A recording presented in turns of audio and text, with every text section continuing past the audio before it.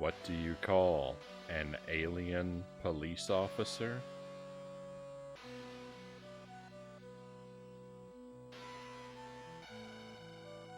An extraterrestrial.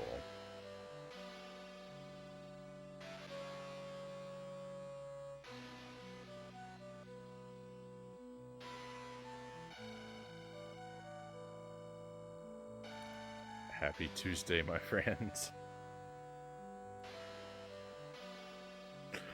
Welcome to the stream. That's a better one.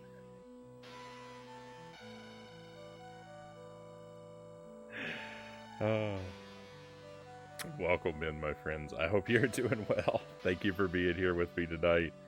I'm sure that joke broke some intergalactic peace treaties. I thought we called them the Men in Black.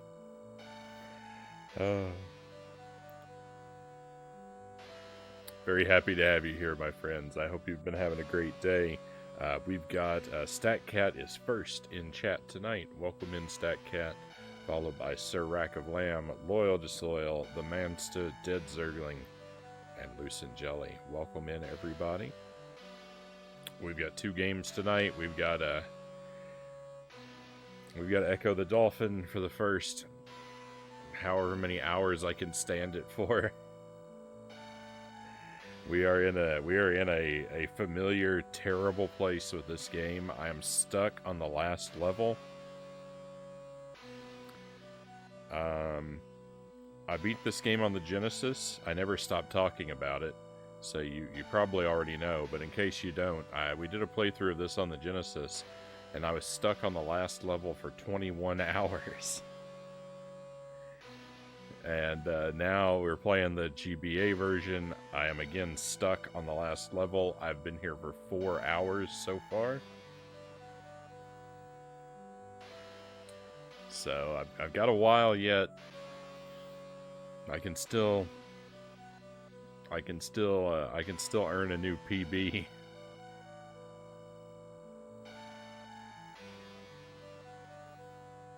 I don't know. This game is terrible. This game is terrible and I hate it, but I have to beat it. So we're gonna suffer with it tonight for as long as I can stand it. And then when I can't take it anymore, we're gonna switch over to Contra Advance, also on the GBA. Another game, I like it better than Ecco, but it's also not very great, and I'm not doing well at it. So it's gonna be a rough night tonight, my friends. I'm gonna do my best to try and keep spirits high, and hopefully something good will happen, but it's gonna be a rough night.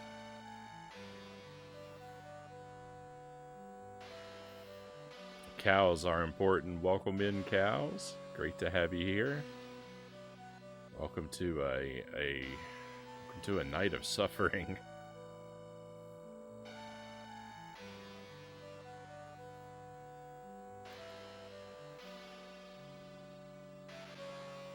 Last night we played every Sesame Street game that I could find on the Game Boy Color. And when I ran out of those, we played Mario is Missing on the Super Nintendo.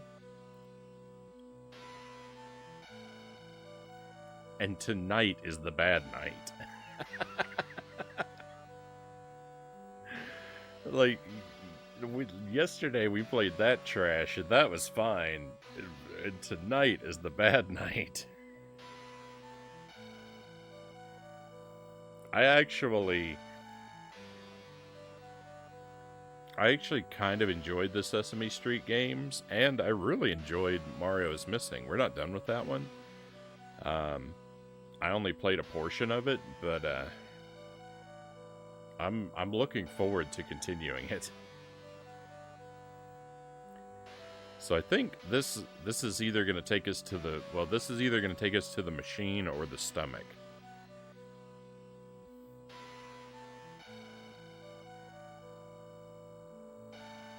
I don't remember which level this was for. This game is odd in that it has, like...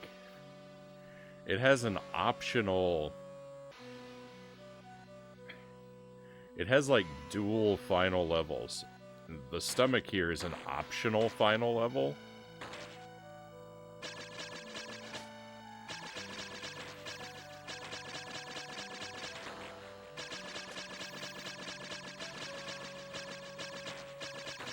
I'm sure we'll get to see both of them, both the stomach and the machine.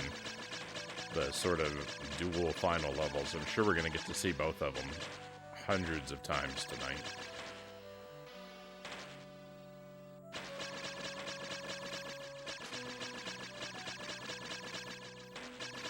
I haven't played in a while. I'm rusty.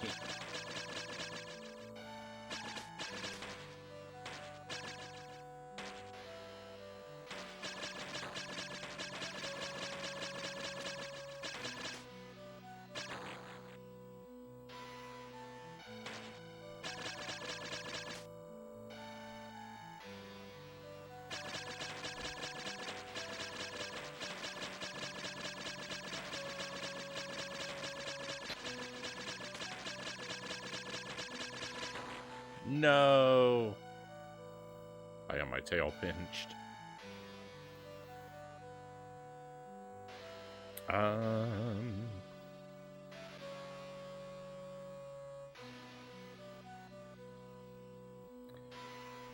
Circling says, trying a lighter dinner tonight. 4-egg omelet with ham, cheese, salt and pepper. Half a pound of ground boar meat. Going good so far tonight. If I'm going crazy tomorrow, we'll know I ate a little. We'll know I ate too little. I hope it works out for you, Zergling. That doesn't really sound like a super light meal. I mean, I guess you usually have like 2 pounds of meat. So comparatively, it is. But just on paper alone, it doesn't sound like an especially light meal to me. One moment.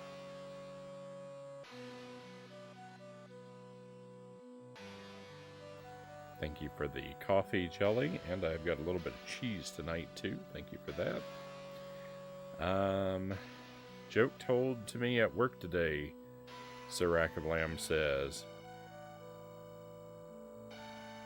What happens if you milk a cow with dementia? You get milk of amnesia. Oh no.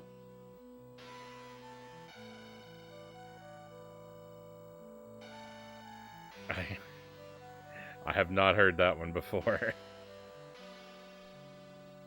I will never claim that I tell good jokes. It's definitely not a light meal. Lighter for me. It's true I usually have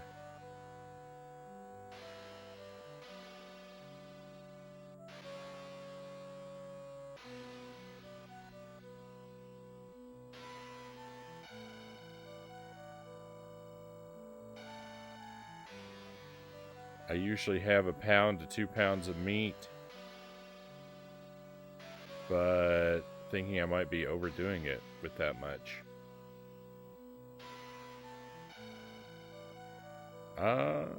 Did something happen? I don't know. I don't know if we're reacting to something that I missed in the chat or what's going on. Is everything okay, cows? Just a misclick on my part? Alright, no worries, no worries. Oh.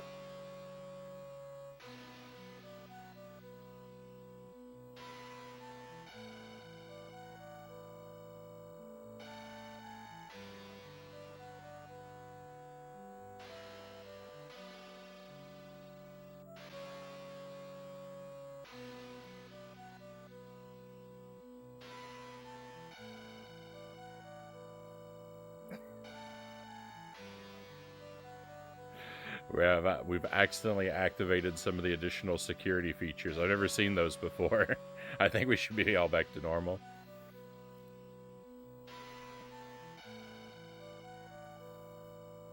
Zergling says, it's okay, cows. It must be hard moderating with hooves for hands. It was a bad raid fire drill, StatCat says.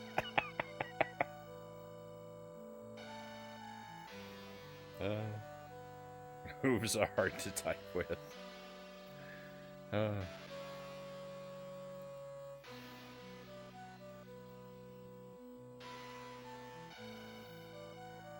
I've never. There's so many features. There's so many features to the chat that I've never like tinkered with.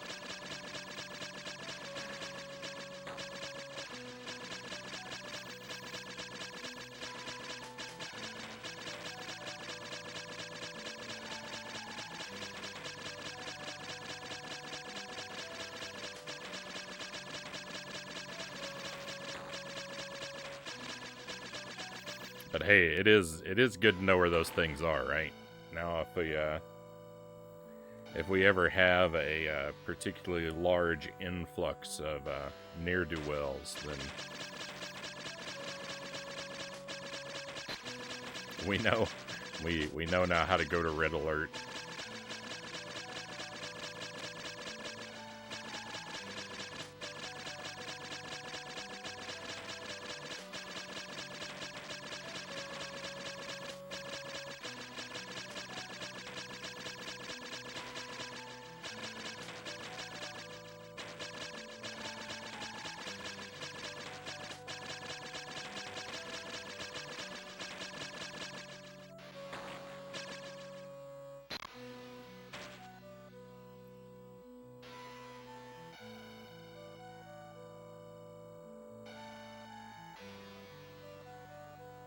On the internet, no one knows who you really are, StatCat says. This is typically true. Game and Fit, welcome in. My favorite sound effect ever. I'm glad you caught the stream tonight in that case. They put the button to turn on all the fun mod features next to the shut the chat down button. And hooves are clumsy, cow says.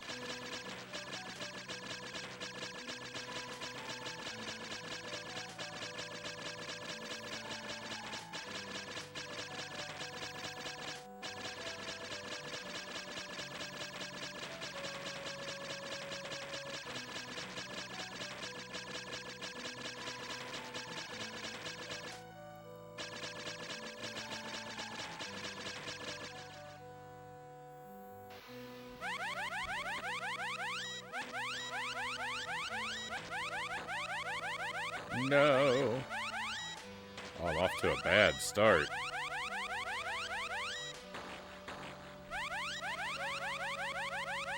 And only getting worse.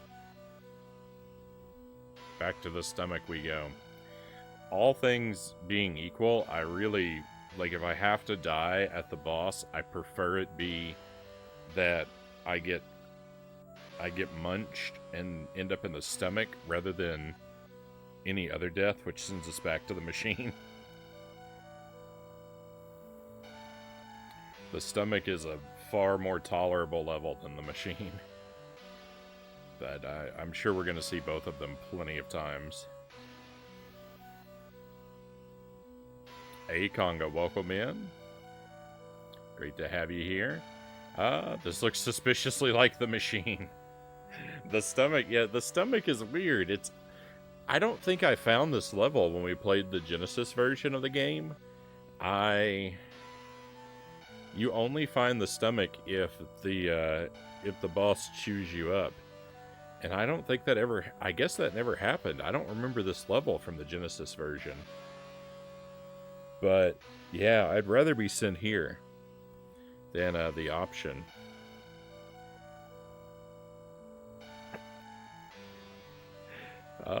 Welcome in, Tommy Ravine. A pleasure to have you with us. I hope you're having a wonderful night.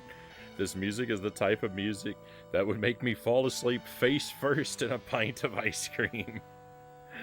This is the only music in the whole game.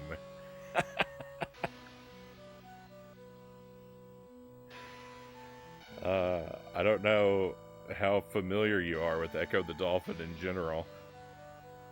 The Genesis version has some legitimately good music. The Game Boy Advance version has this one song. They stripped out all the music.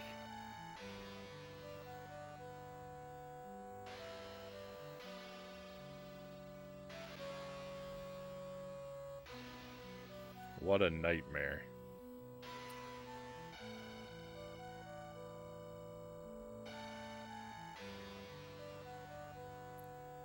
A pair of cows were talking in the field, Sir Rackablam says. One says, "Have you heard about the mad cow disease that's going around?" "Yeah," the other cow says. "Makes me feel glad I'm a penguin."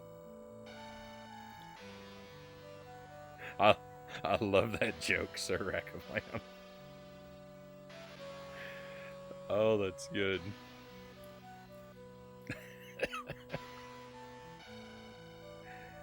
Oh.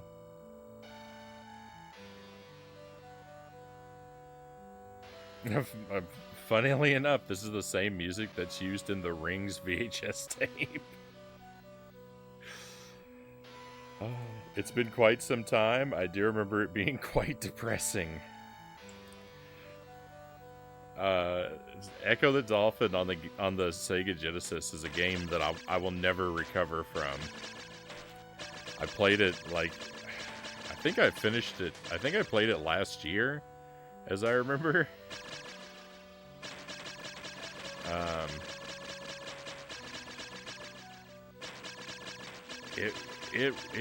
It's a horrific game. It's just like it's got a lot of great visuals. It's got some really great music. It's weird and interesting. Like, the story is just bananas. But the gameplay is so frustrating that it kind of ruins everything for me. And I had a tough time. I had a tough time with the game in general. There were several parts where I got stuck for an hour or more. And then on the very last, I made it up to the last level, and I was stuck on the last level of the game for 21 hours.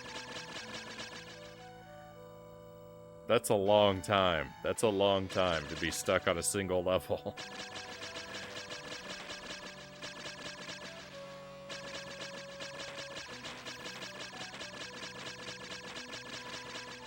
So I thought, well, if I hate that game so much, why not play a far worse version of it when I discovered there's a Game Boy Advance port?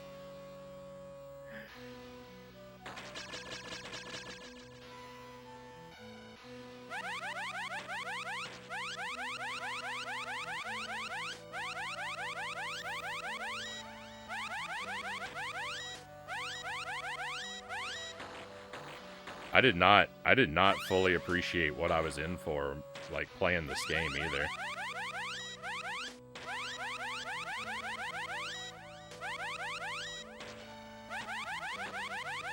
No. No, we went back to the machine. This is where I was stuck. That other stage you saw there, the stomach. It's weird. When you play through the game, Welcome to the Machine is the last level of the game. And then you make it up to the final boss. If the boss kills you, you go back to the beginning of this level and you have to repeat it. But if the boss eats Echo, you go to an alternate last level called the Stomach.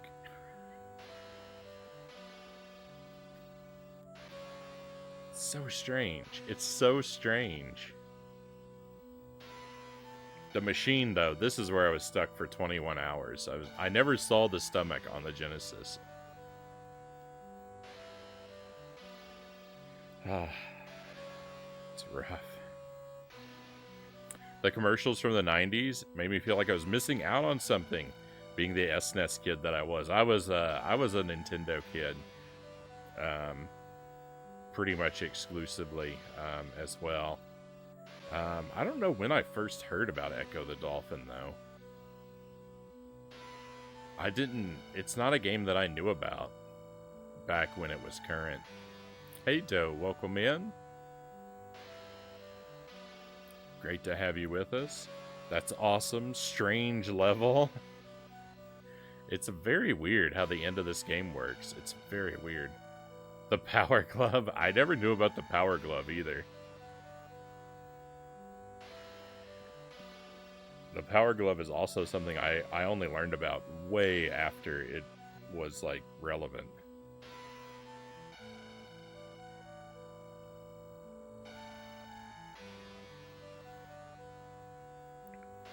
I first saw Ecco on a store demo at Software Etc.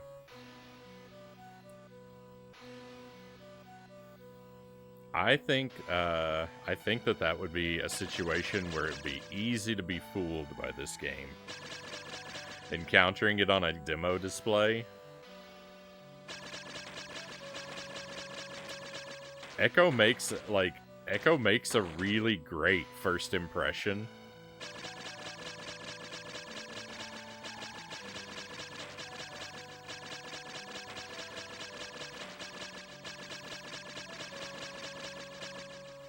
But boy, is it ever a nightmare to play all the way through.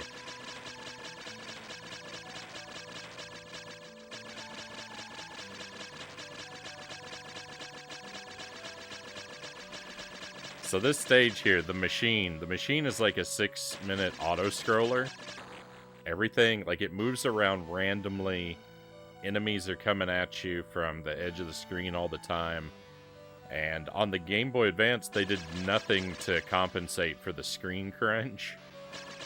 So not only can you swim out of view of the camera, in a couple places, it is mandatory to swim around obstacles. You have to go off screen and move around obstacles you can't see.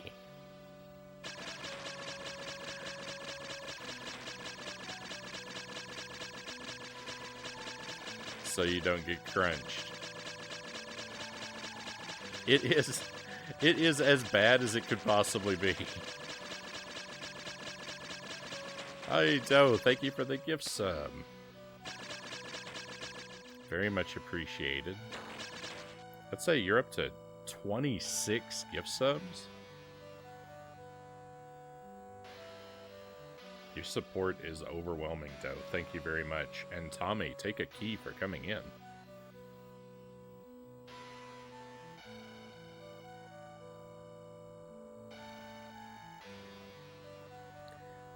Another Genesis pillar at the time was Toe Jam and Earl, which is a favorite of mine. I actually haven't played that.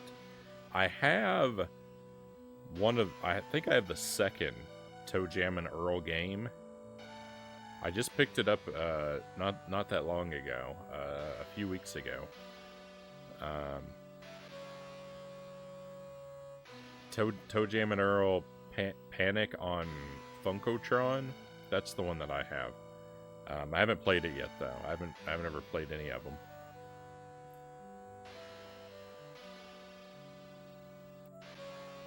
I want this song playing on a loop at my open casket funeral. Everyone in attendance will jump into the casket after several loops of this song. Oh my. You poor soul, more Ecco. Chozo, welcome in. Yeah. I've got more, I've got unfinished business with Ecco. We've gotta beat it. I can't leave it unfinished. Oh, I didn't see that before. Conga said, I got the Power Glove for Christmas. It was disappointing. I'm sorry about that, Conga. I got the Virtual Boy for Christmas. Is that more or less disappointing than the Power Glove?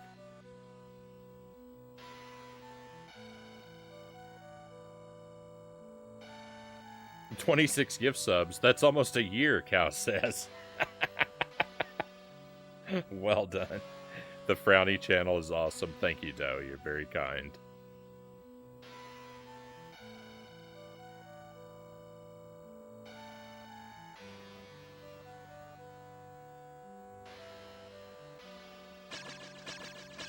I'm being unkind to the Virtual Boy. I actually really liked the Virtual Boy. I spent a lot of time playing Mario Tennis and Galactic Pinball.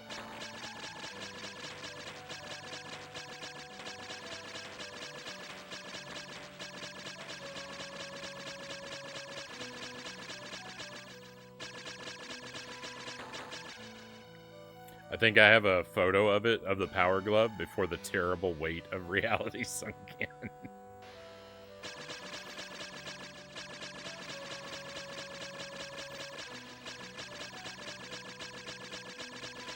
The Power Glove is great for eating cereal with.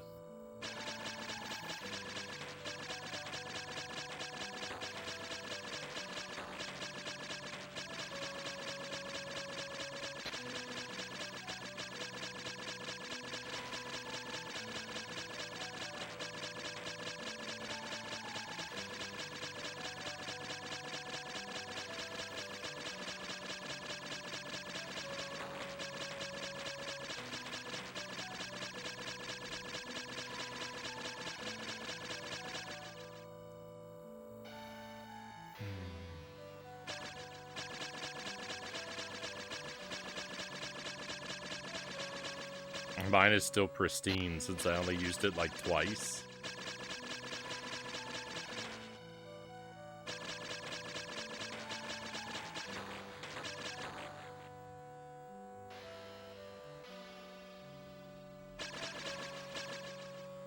It's very easy. It's very easy to die very rapidly here.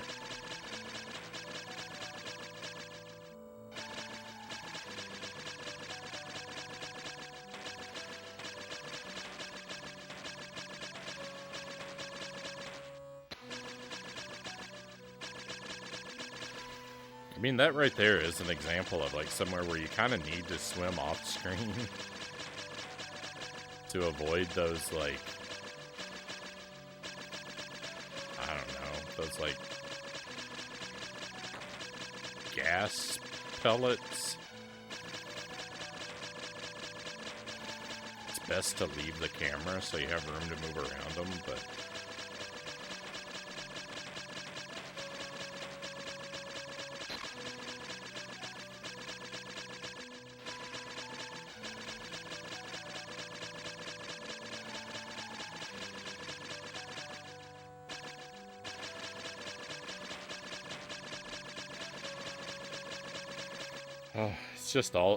it's just all so bad. And I haven't played it in a little while, so I'm very rusty.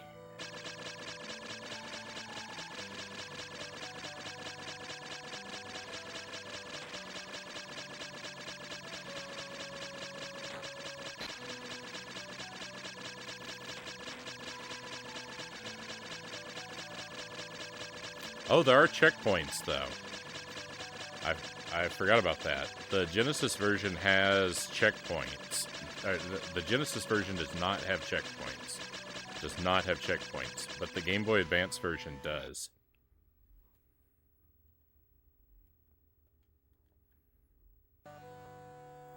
They are somewhat less useful than you would imagine them to be.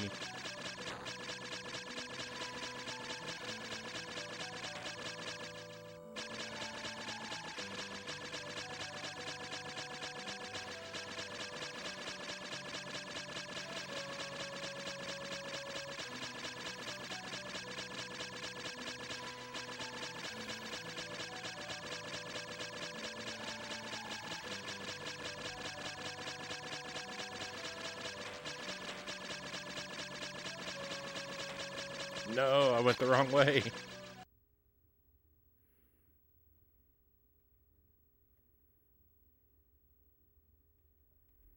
If I had to choose a way to die, I'd choose death by auto-scroll. Oh, it's so bad.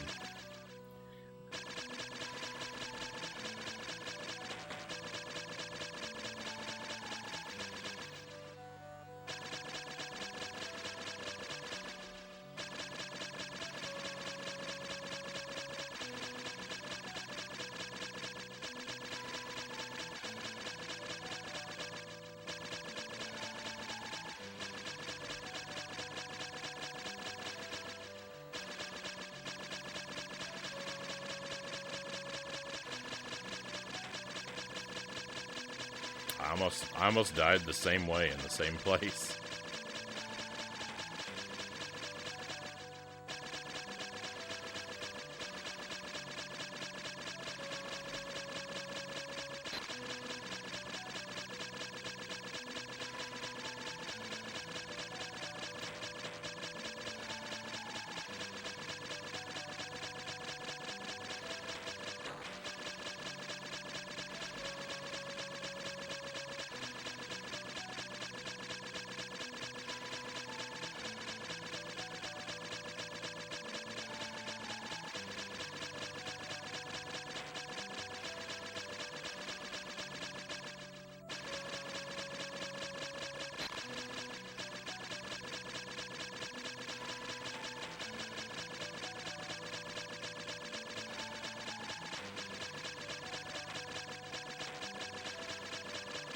Here.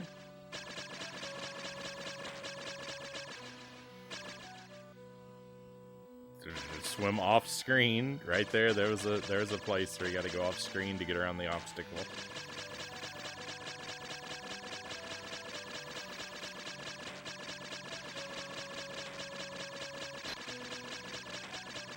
This part's cool.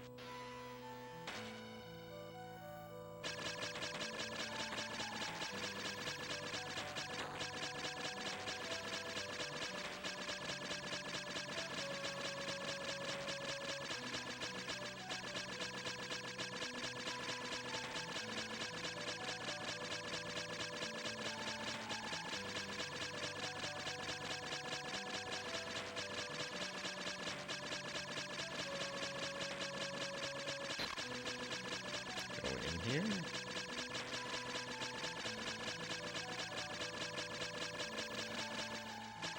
Oh.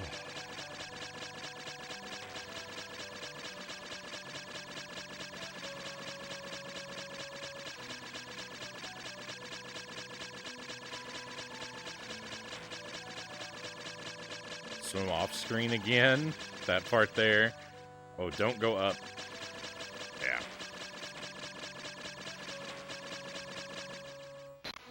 This is just disgusting.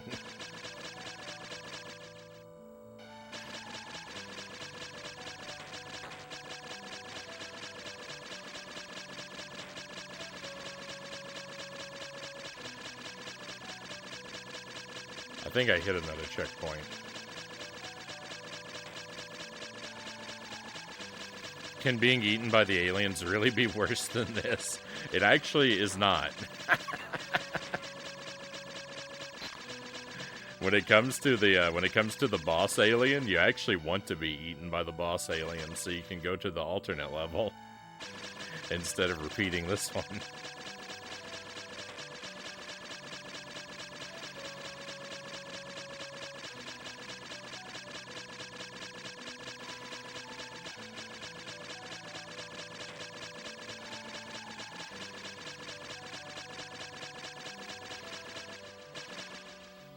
Hey, we made it.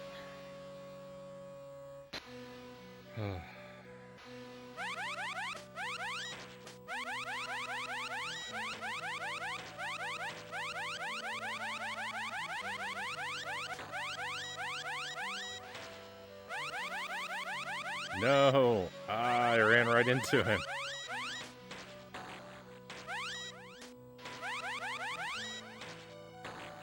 My visibility is too low.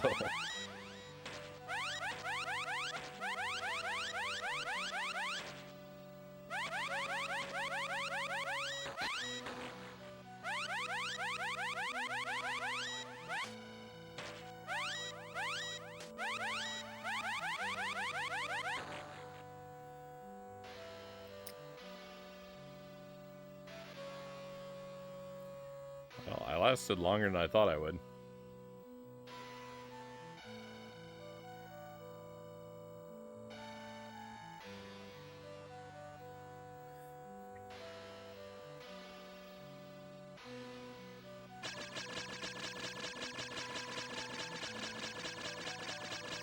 Why didn't they just put a checkpoint at the boss? Why? It's hard enough. Even with a checkpoint at the boss, I'd be stuck there for hours.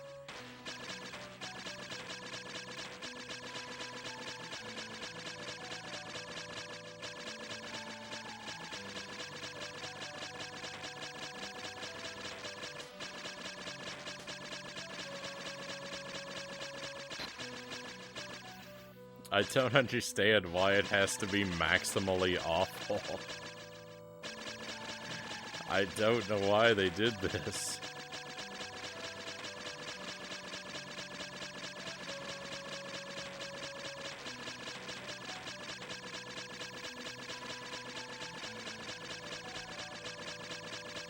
You should be given a very shiny medal for playing this. Thank you, Tommy.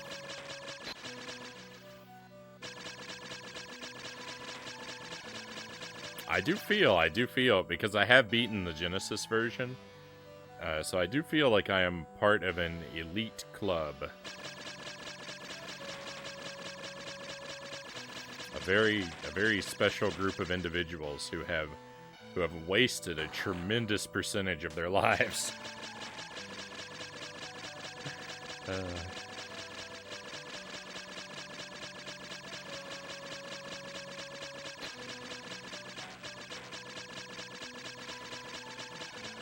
A checkpoint at the boss would let you finish the level too quickly.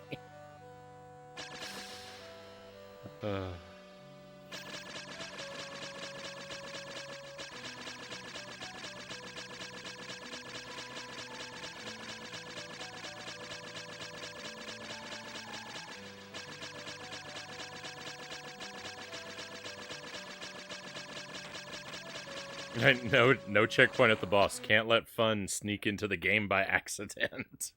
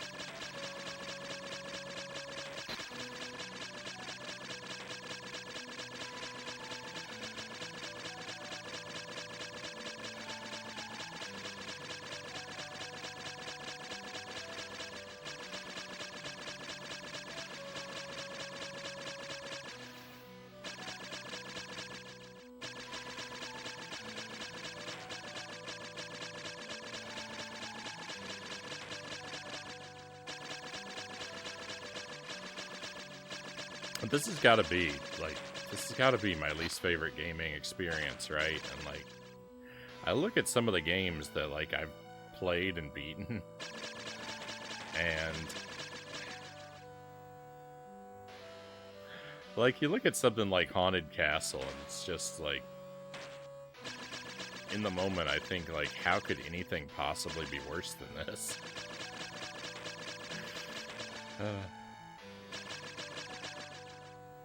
And yet, Ecco exists and is worse than everything.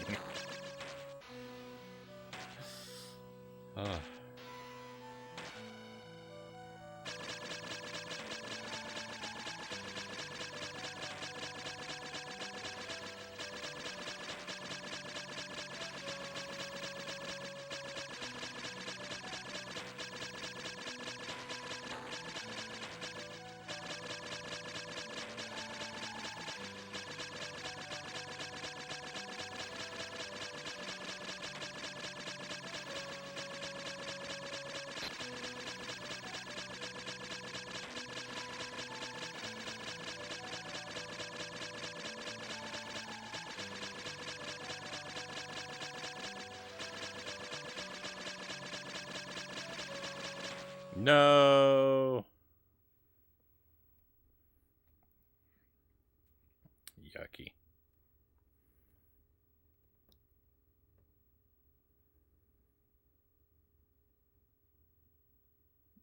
Hopefully you're not on a second story or higher. Only a matter of time before you dive through your bedroom window.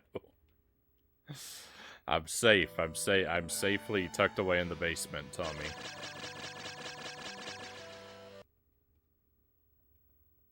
I actually do have a window down here.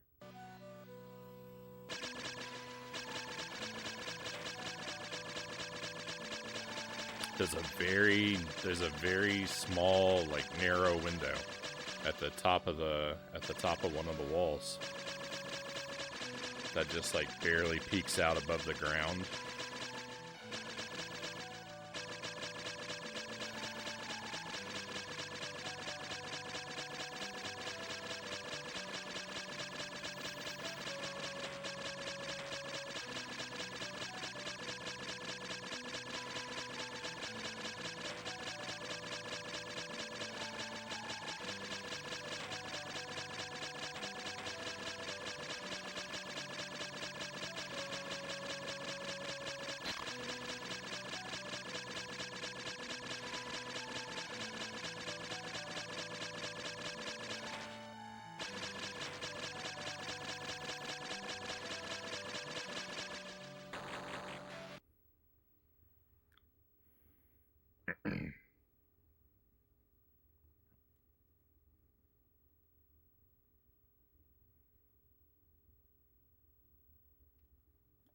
And that might be the reason why I'm playing this, because I'm suffering from oxygen deprivation.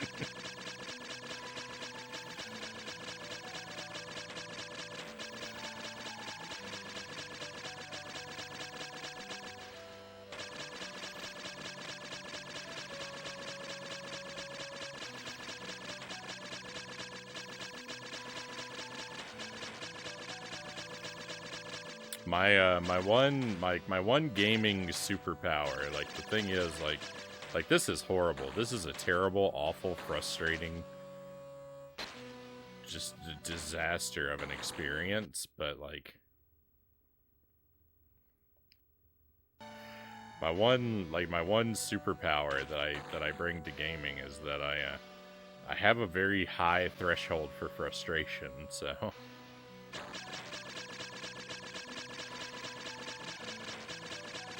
I'm pretty good at sticking with awful situations like this and seeing them through to the end. I mean, I don't suffer gracefully.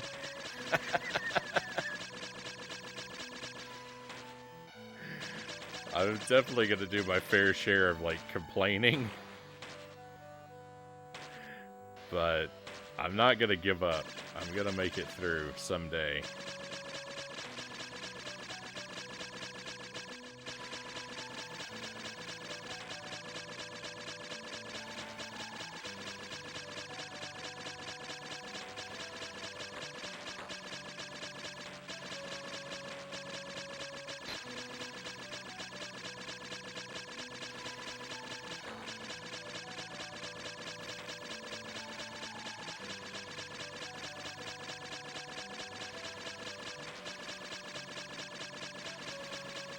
Captain Perseverance. That's it. Like, I'm not particularly clever or talented or skilled in any interesting or unique way, but I have a very deep well of perseverance.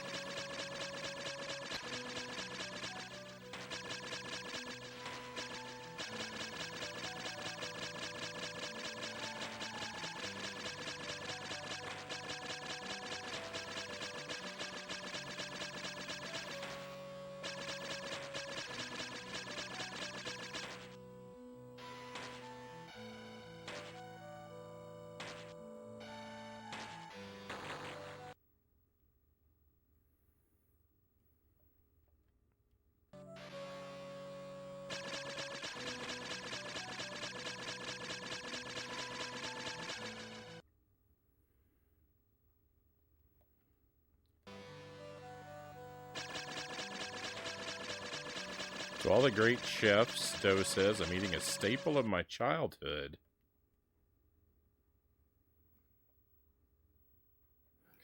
White bread, all beef bologna, and Kraft cheese in plastic.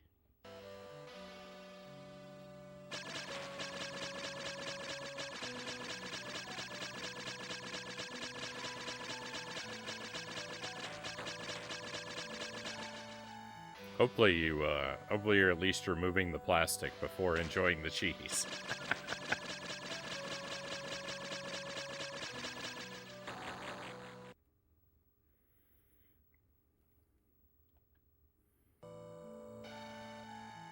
When I was a kid, like I never put, I had my fair amount, I had my fair share of bologna sandwiches as a kid as well. I never put cheese on them because I'm weird about cheese. But I would like to, like I would usually toast my bread, and I would like to zap my bologna in the microwave so that it got kind of fried and crispy. And I would have my bologna sandwiches like that.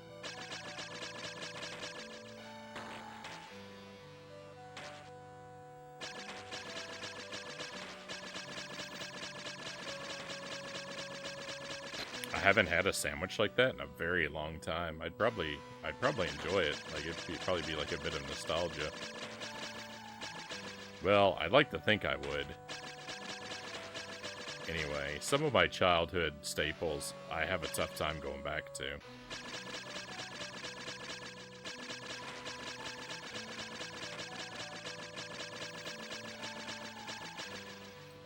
I ate a lot of canned ravioli as a kid, but somewhere along the way, like, I have completely lost the taste for that.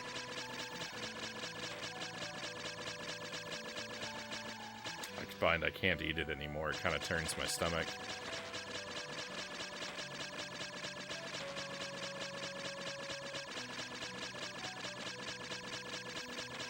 All beef bologna.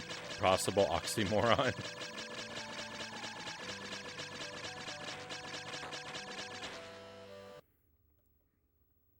Kraft singles, Cal said. I had Kraft singles not all that long ago. I feel like they're like pretty much the best direction to go if you're going to make a grilled cheese sandwich. Jelly and I had some grilled cheese sandwiches over the weekend. Hey, Theodoros, welcome in. You've got to eat the plastic to get all the nutrients. That was always my issue. I was always throwing away the healthiest part of every ingredient. That's awesome. I'll have to try it. I hope that it suits you well.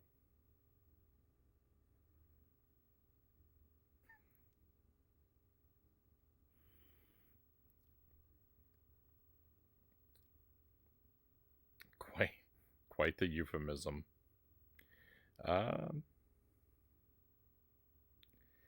This is the only one I go to. I can't stand Kraft mac and cheese. I got sick of it as a kid. Fried bologna is for breakfast.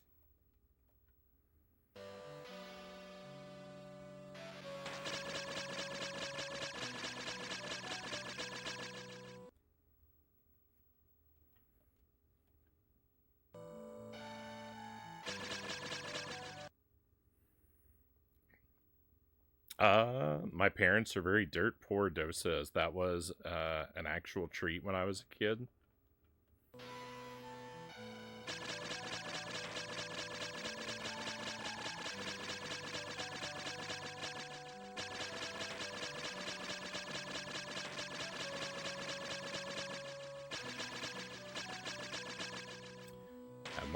My family, we were pretty, we were not super well-to-do when I was a kid, but we got by.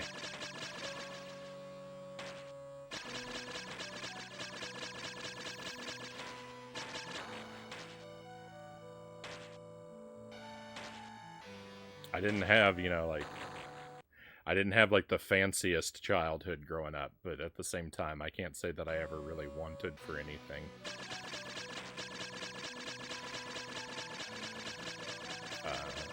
At least not too badly.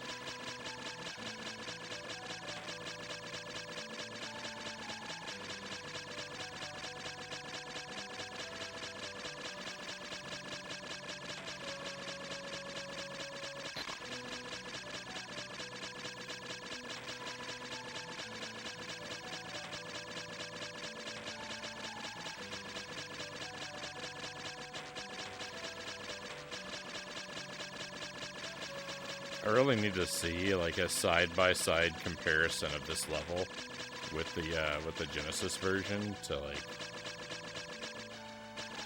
I need to see how much like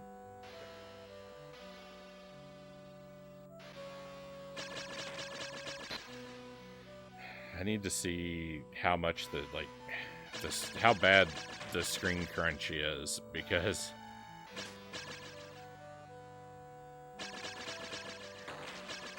it feels so terrible.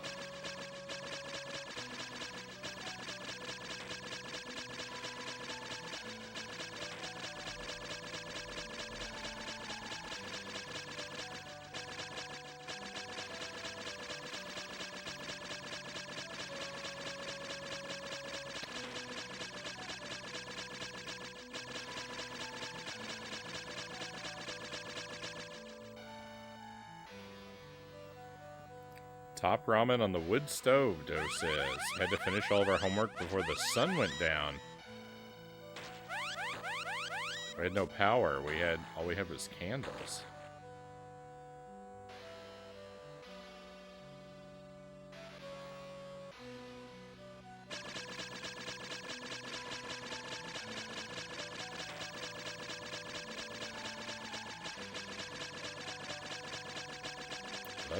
That's a bit more extreme than anything that I ever recall having to deal with.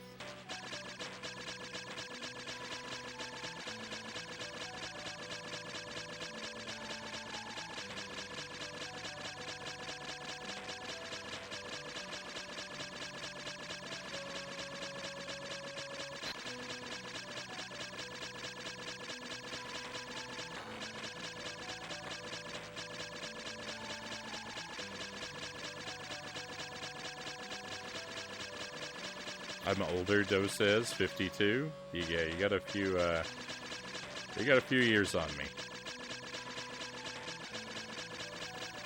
Playing Game Boy Advance Echo. Fun stream.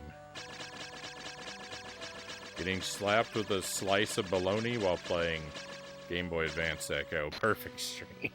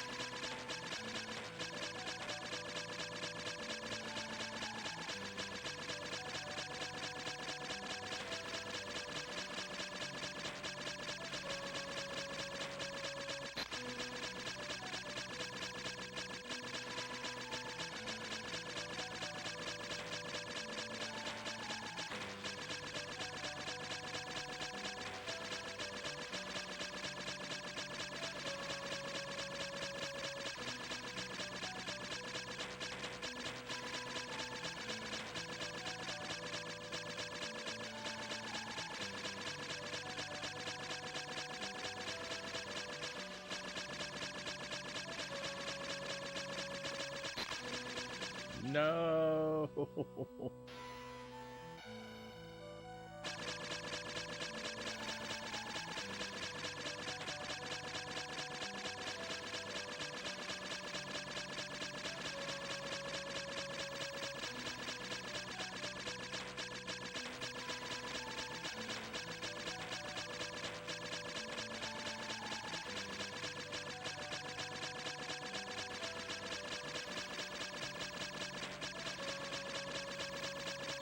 If you're the oldest, Tommy says, I'll be second oldest, 44 here.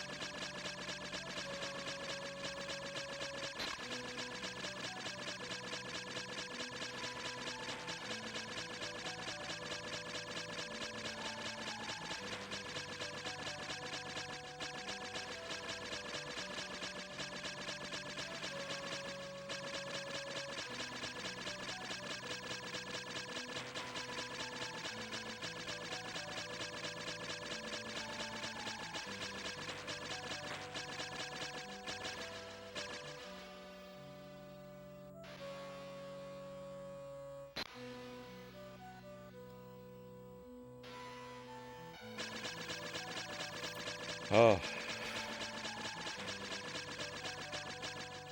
It's so terrible. It's so terrible.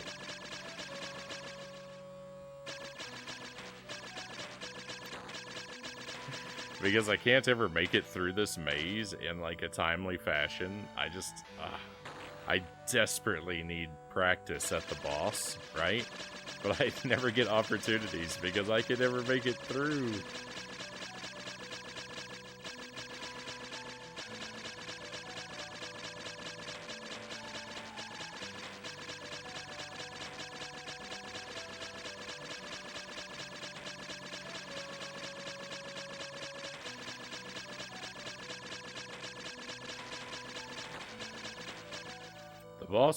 The boss is super tough though, like just like all the steps you have to take to defeat the boss takes a really long time, and you're so fragile, your health runs away so quickly, runs down so quickly. So like, yeah, even if I had a checkpoint at the boss, I would be stuck here for hours and hours and hours just on the boss alone. But because I don't, I have to go through this every time. It really multiplies the time sink.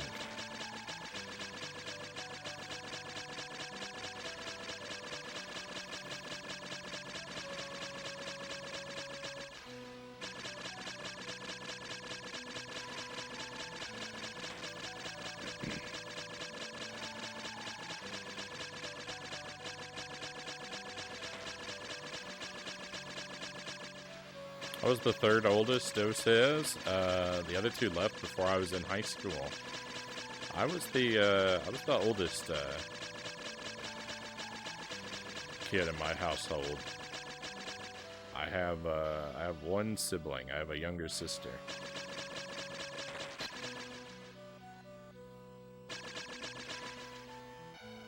My parents' families were both much larger.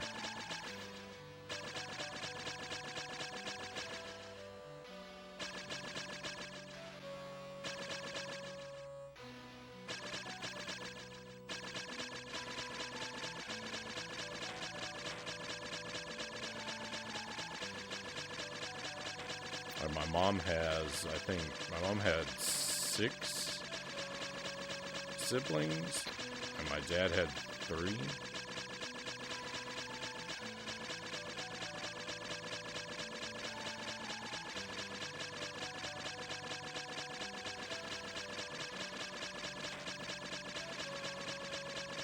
Neither of them were the oldest in their families.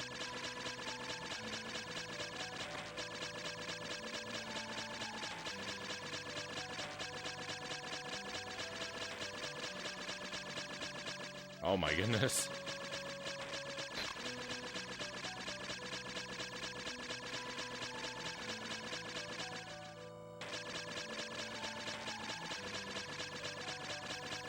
Ever play Echo on the Dreamcast? I bought it, had to return it. Motion sickness did me in, Tommy says. I have not played that one yet. I have that game, but I have it on the PlayStation 2. That's a pretty recent pickup for me. So far, the first Echo is the only one I've played, though. The Genesis version and this version. I have the Tides of Time, and I have the PlayStation 2 game, though. So we'll do both of those eventually.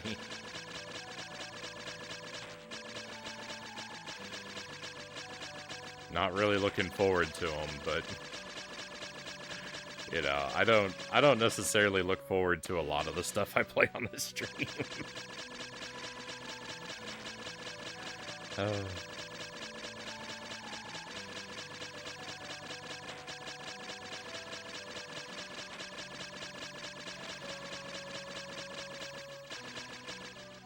Assuming I complete this game this year, we'll probably do Tides of Time next year.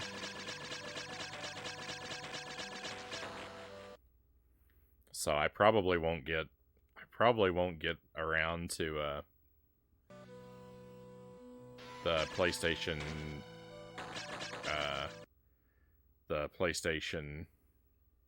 2 Echo until like 2025, 2026. I usually only play about one game from a series a year.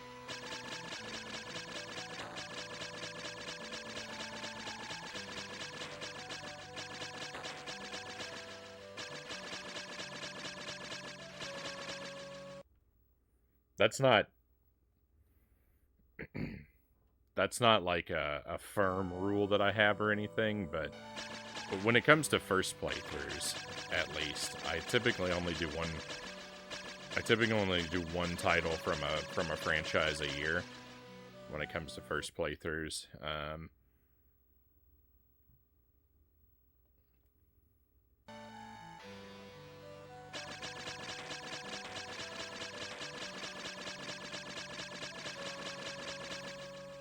That's largely just a side effect, though, of there being so many game series with titles that I've never played, and I just I like to space things out.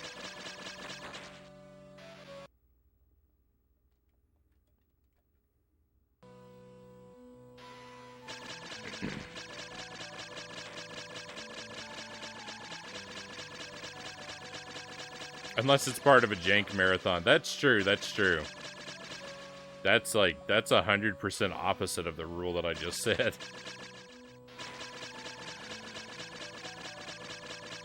When it comes to, yeah, I mean, it's gonna sound like I'm calling Echo a quality game, which it is not. I don't know what the rule is now that I think about it. When it comes to like quality titles, right? Like series of quality, I tend to space them out. But if I'm playing trash, then I will back to back a whole lot of titles.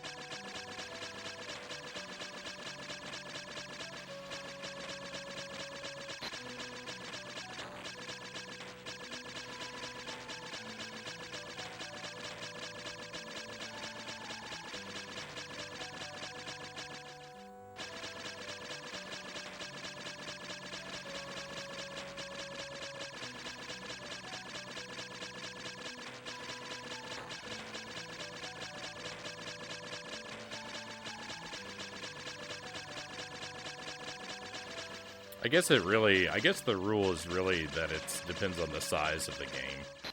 Games that I can beat in a few nights on the stream, like I'll be more inclined to play multiple games from the same series if they're things that trend a little shorter like that, to where I can usually do them in like 3 or 4 nights on the stream. But things that I really have to sink my teeth into and live with for a long time, then I don't want to do a whole lot of those from the same series in a row.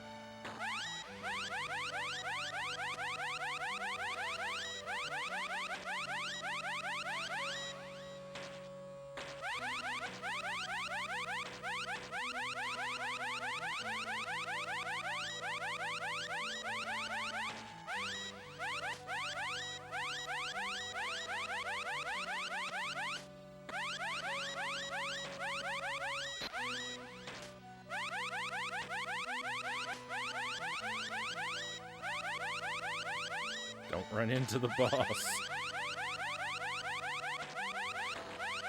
Stop spawning enemies.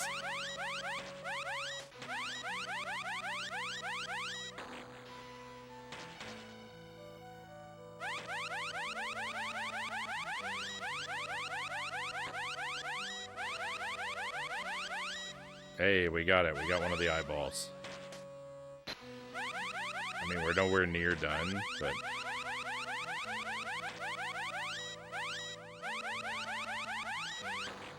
I'm dead.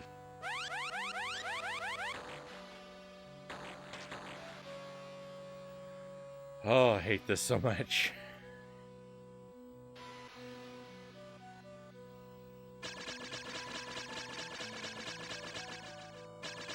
I'll have to tune into the 3D Echo stream. Keep some vomit buckets next to me.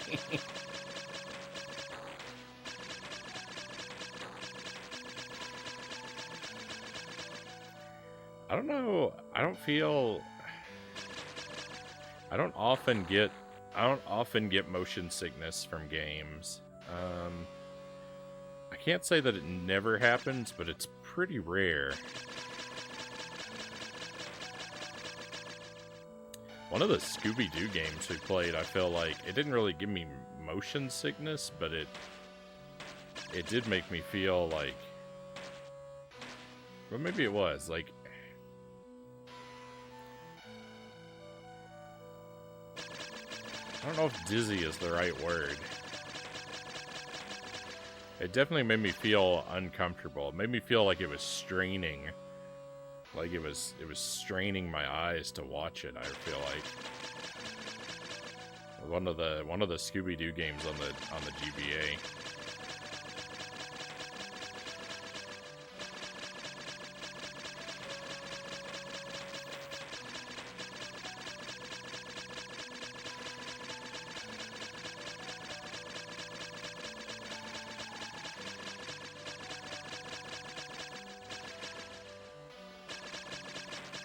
Other than that, I really struggle to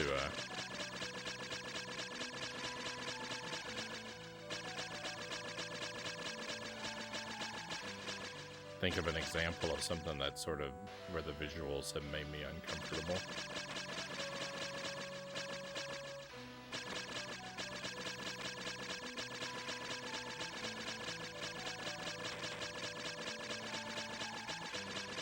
This level is very unpleasant to look at.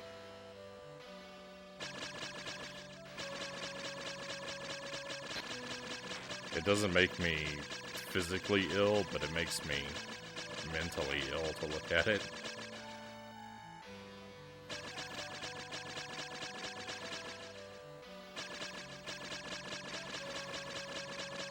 What even are those? Aliens? They certainly are Game and Fit. Yeah, the final enemies are like basically xenomorphs from Alien.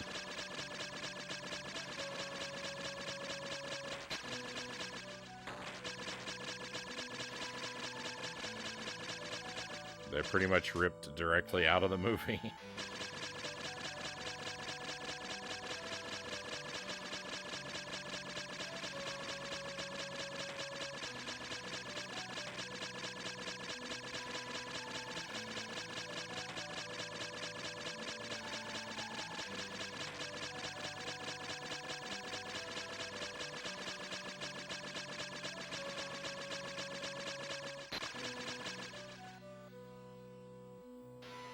Why and how? Ecco the Dolphin is an epic sci-fi adventure. It's got extraterrestrials, it's got time travel, it's got it all. It's got dinosaurs and giant talking DNA molecules.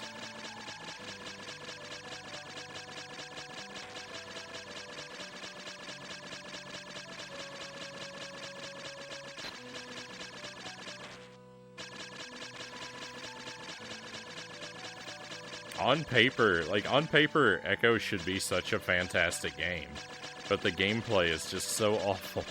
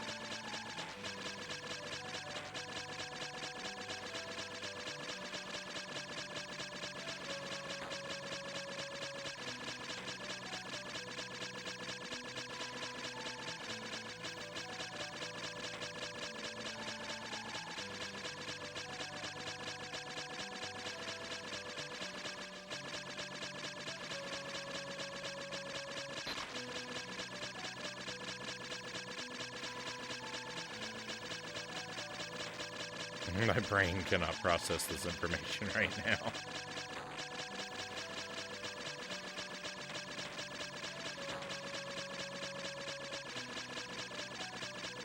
Ecco the Dolphin is like the most excellent slice of pizza with all of your favorite toppings. But it's also got like a handful of thumbtacks sprinkled on.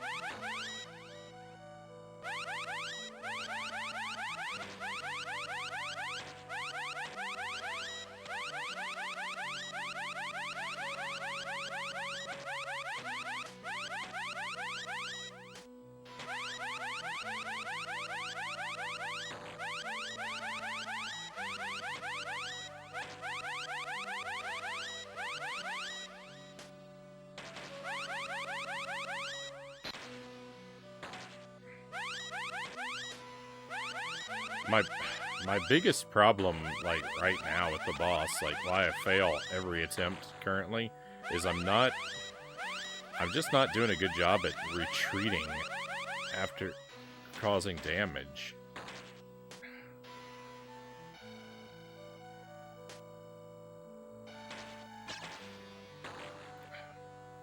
No! Well, at least we're in the stomach and not the machine. To defeat the boss, for those who may not know, so you have to use your beam to remove both of the boss's eyes. Every time you damage one of the eyes, like, so the thing is, like, the perimeter of the level, if you swim up too high, it spawns enemies. And if you get near the edge of if you get near any of the other 3 edges of the boss arena, those like balls of gas come after you. Like the same thing you see right there. They look a little different on the other level, but they're the same thing. So, like, you can't hang out near the perimeter because you'll be attacked. And then, like, when you fight the boss, you have to use your beam to remove its eyes. And every time you damage one of the eyes, a shower of projectiles rains out of the boss's head. And then, if you finally do, like, remove the eyes and you're still alive, then you have to use your physical, like, your charge to ram into the boss's jaw several times to break the jaw off.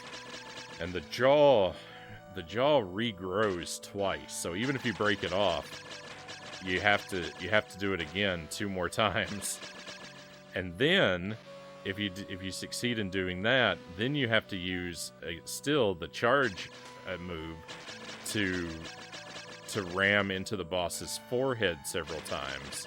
And during that phase, whenever you hit the boss's forehead, an enemy spawns out of the boss. So you have to make sure to use your beam to get rid of the enemy in between attempts. It is horrific.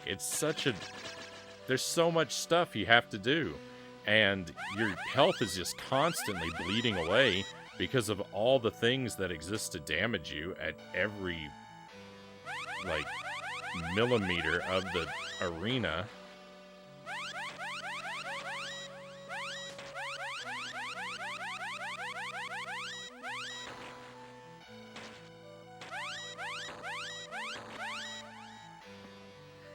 And sometimes that just happens because there are no iframes. So if anything that damages you overlaps you.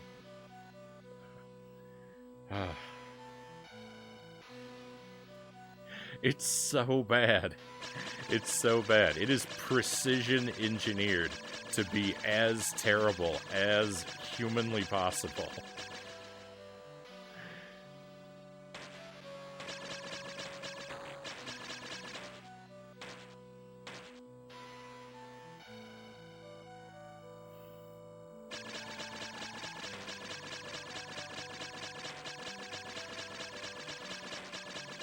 Hey, Dynamite, welcome in.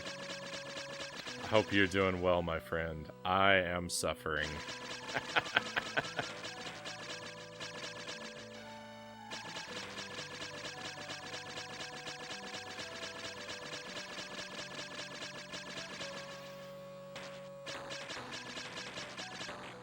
We've been playing for an hour and a half now.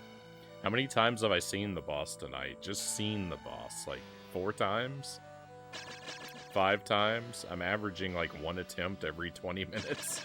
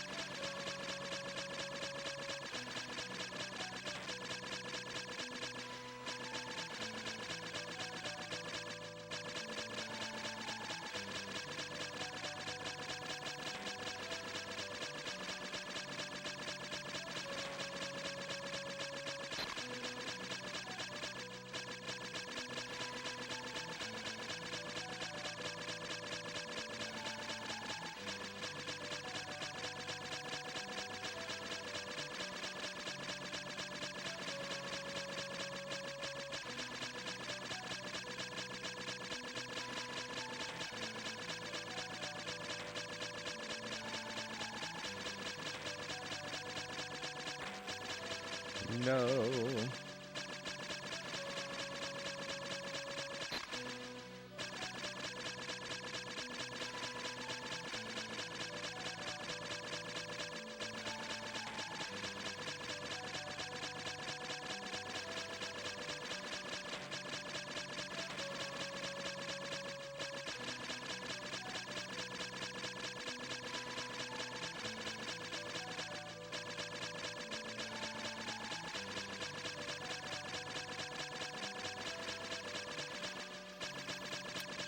Can you believe this is the game, and specifically the part? Sorry, it's a little tough to get all the way through the comments in one go. I'll do my best.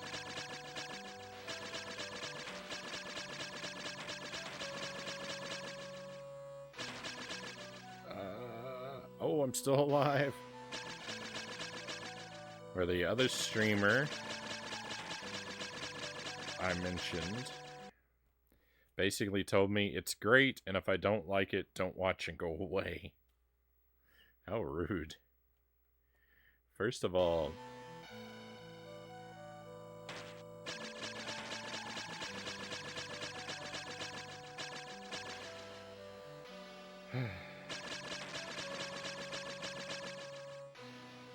sounds very rude. And second of all, I don't know how anyone can defend this game.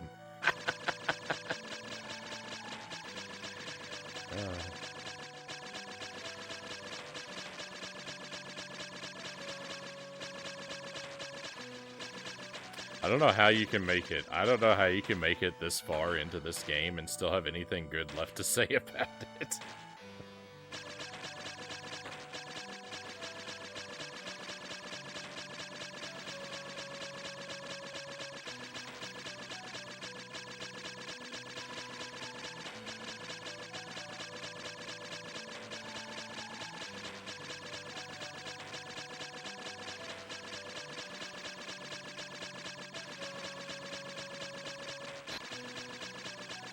The only reason that I'm so silent as I play this is because I've exhausted the like I've said basically every possible bad thing you can say about this game in the English language. Like I'll have to start learning another language to say new bad things about it because there's nothing left to say.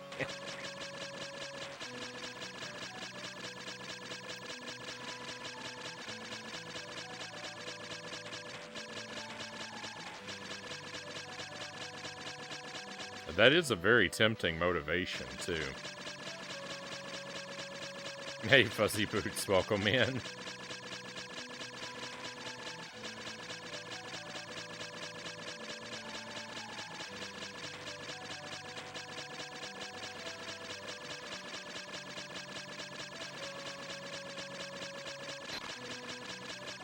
Every game is someone's favorite.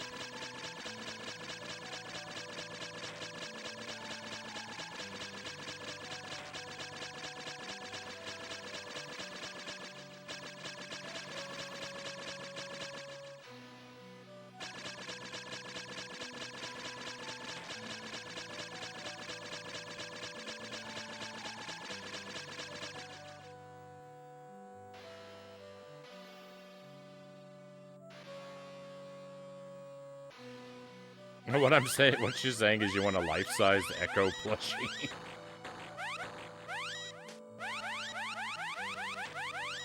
The thing is, since Echo's just like generic dolphin brand dolphin, like basically any dolphin plushie would be an Echo plushie. Like Echo has no like unique physical attributes.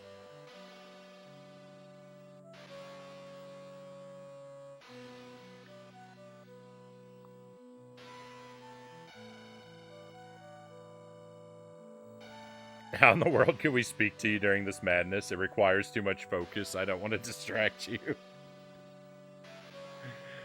No worries, Dynamite. I don't mind a bit of distraction. In fact, it's helpful sometimes.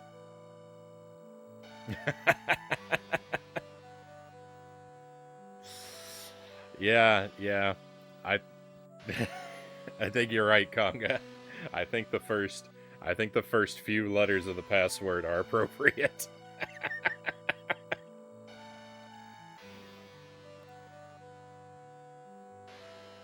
Yeah, Echo the Dolphin plushie with included alien decapitated head.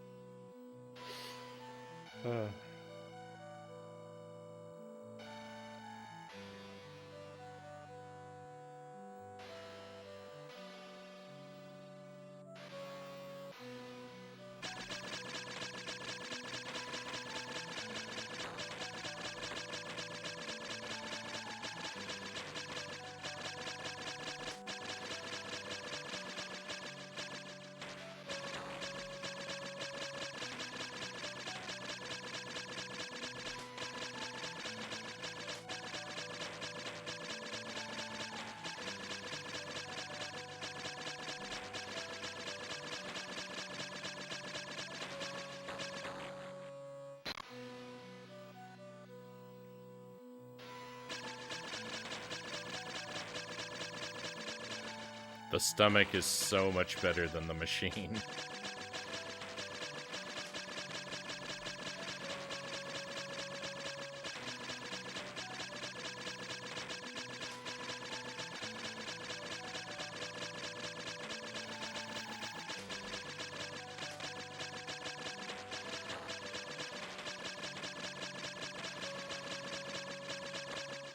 I can say that even when I'm having a rough time and dying.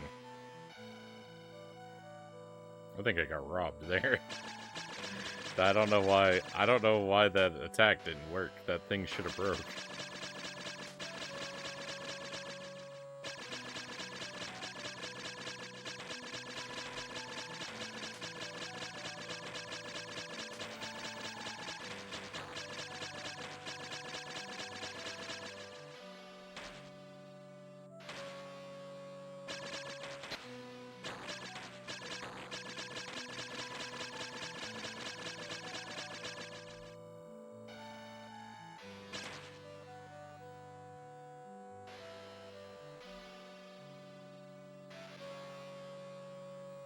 I want to see that decapitated head.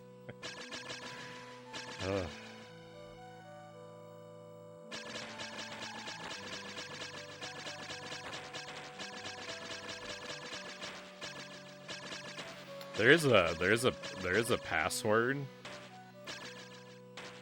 The game doesn't give it to you. Well, it does. I think after you beat the game, it gives it to you. There's a password to go directly to the boss and not. I guess you would have to. I guess if you died at the boss, you would have to reset the game and put the password in over and over again. But you could skip these final levels and just grind boss attempts if you entered that password. I could never do that because it would be cheating, but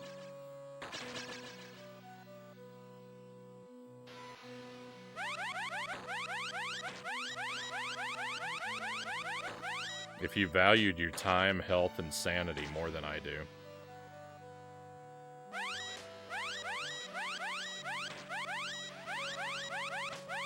They did include a way to make things easier on yourself.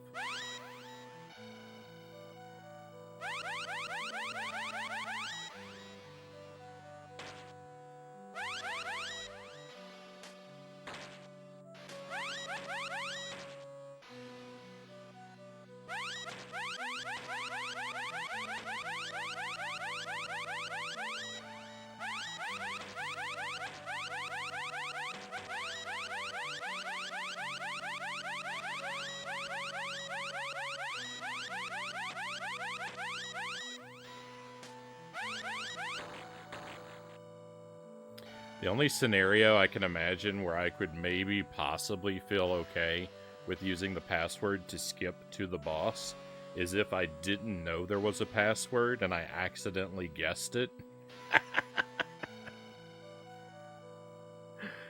Like if I didn't know that such a password exists and I was messing around with a password screen and I accidentally guessed the password correctly, then I think I would say, "Oh, I discovered a cheese," and I could give myself permission to use it, but I don't live in that timeline, so.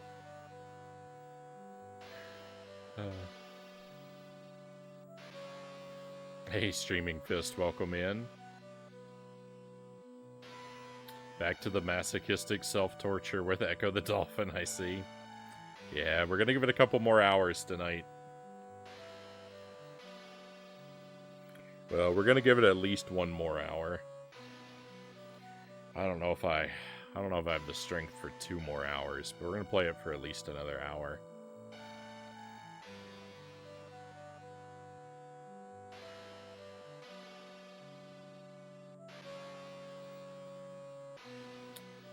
There's a Game Gear release. I think that's as far as the bottom as you can go, StatCat says. Yeah, we have to try that one too. I don't know.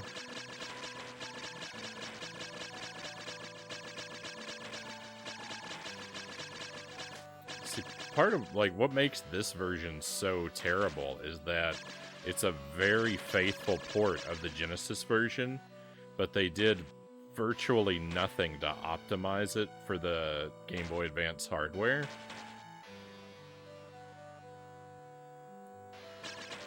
And the Genesis version, I don't know, if it's made, sorry, the Game Gear version, if it's made for the Game Gear, it might, I could see it being better than this, but it just depends on how much effort they put into it.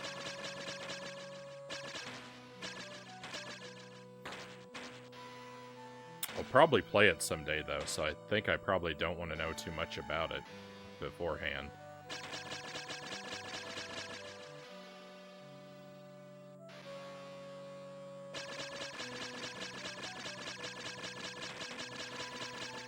Save all the nasty surprises.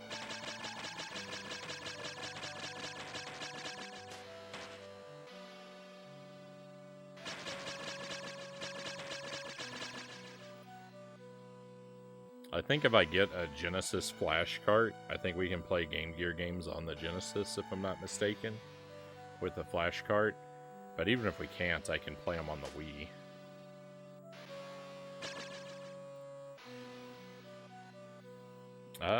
I'll probably fall asleep soon. Good luck, dude. Thank you, Tommy. Thank you for being here with us. It's been great to have you company, and hopefully we'll get to see you again. But enjoy the rest of your night, and if you fall asleep, sleep well.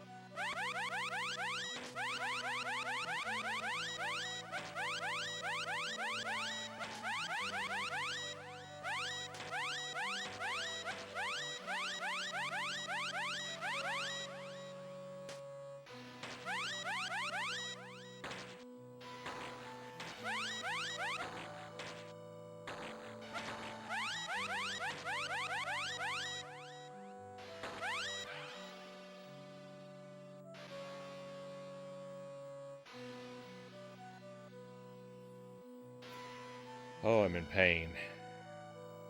This boss is probably the best part of the game because it's actually a very effective, menacing character that makes me care to see it beat. The rest of the game makes me to want to get a default monetary judgment from Sega. This boss is so frustrating to fight, though.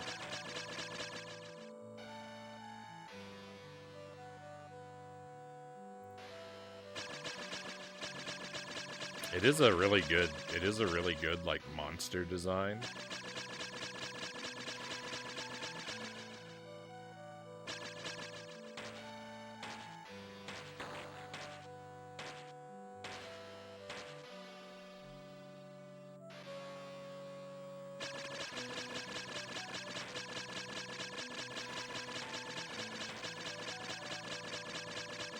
It's easy to hate.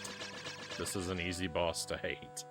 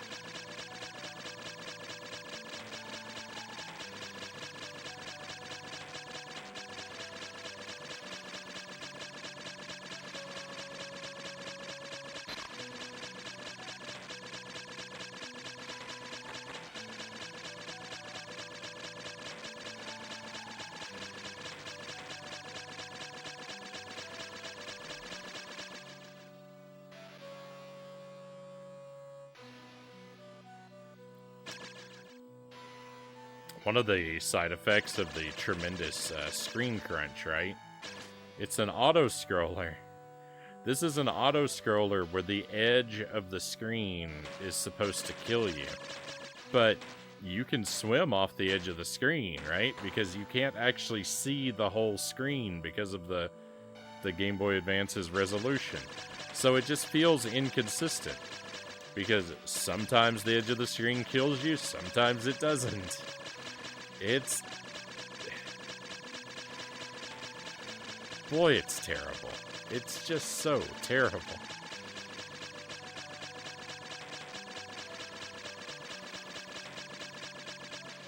Like, we're only seeing, like, the camera is like, moved into the top left corner of the screen. So, well, not perfectly, though. Because, see, I can go off the top a little bit here. What a nightmare. What a just disgusting, awful game this is.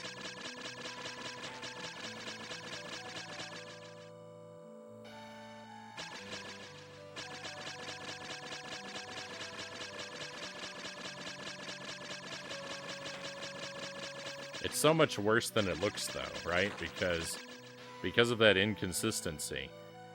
It's so much worse than it looks, because sometimes, like, yeah, if you get pinched against the edge of the screen in an obstacle, sometimes you die instantly.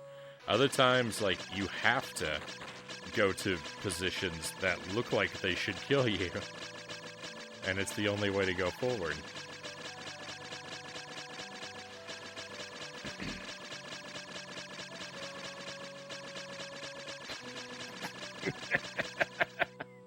I think they call it Echo because you become an Echo, repeating how terrible it is to play as you play.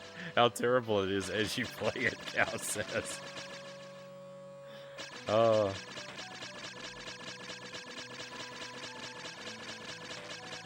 That is the most delightful way I've ever been called out for having nothing to say.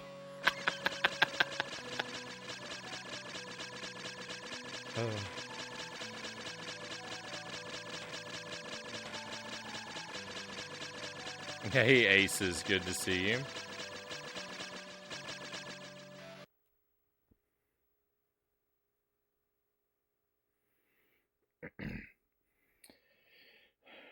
Coming in with a little context, this almost feels like some kind of existential, biotechnical cetacean purgatory.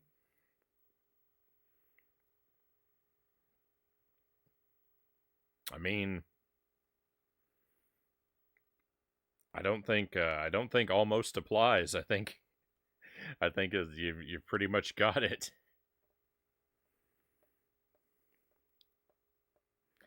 Is using a turbo button in games cheating? I got sick of tapping buttons in the Abadox run and stopped, Dynamite says. I don't use turbo buttons, Dynamite. I think most people are okay with them. But for me, I don't like to use them. They do feel like cheating to me.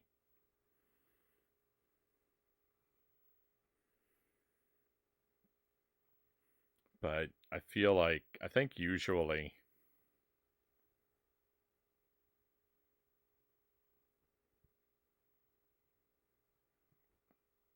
most people will use them.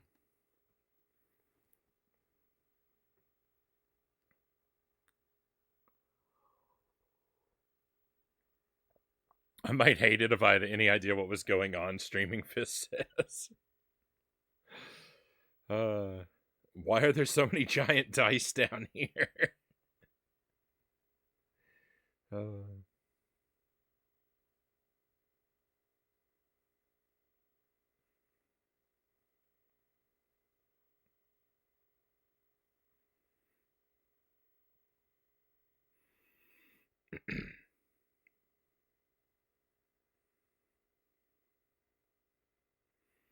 Turbo buttons don't feel like cheating to me, StatCat says. They feel like accessibility tools.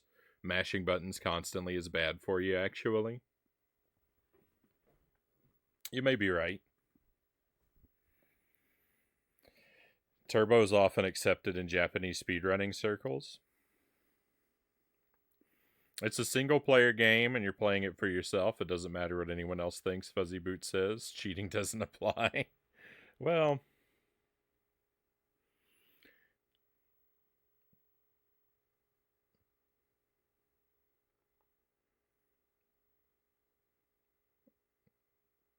there's some degrees of nuance to that.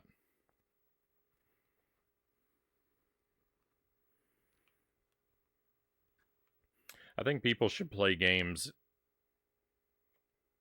in the ways that they find the most fun or the most rewarding.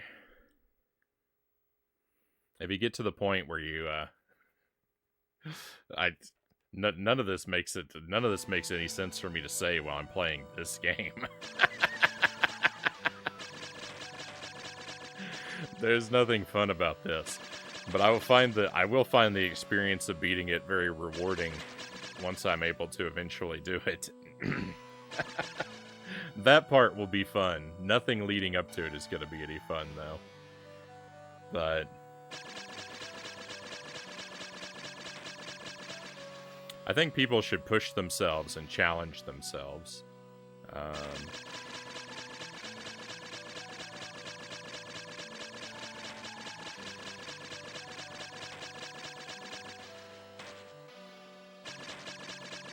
And I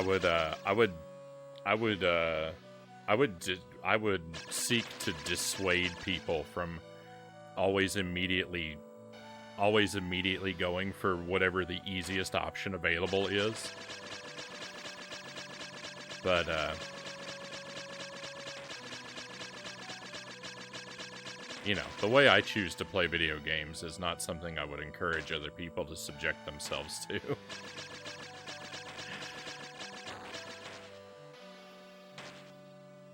If you need to take an easier route because you reached a wall where it's impossible for you to continue having fun otherwise, then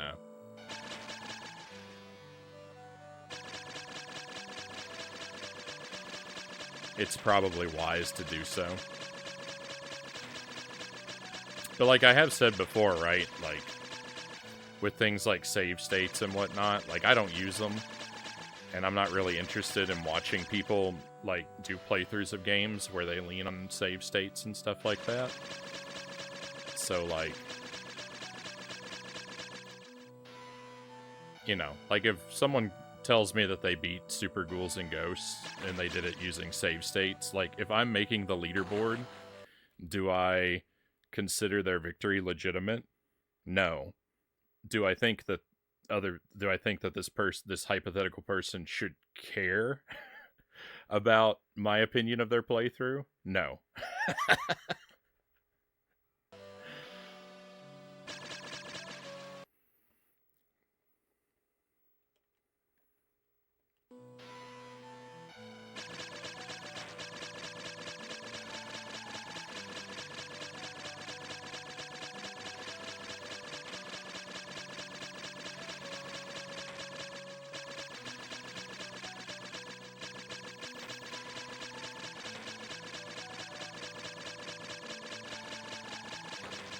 Matching buttons is bad for you and the controller and the world, Streaming says. That's good. The game is so bad, I don't even root for the dolphin either. I want to see it and the alien head both explode simultaneously. I'm right there with you, Dynamite. That should apply to everything in life. Applying it to games is such a small thing to choose to apply it to rather than much bigger things.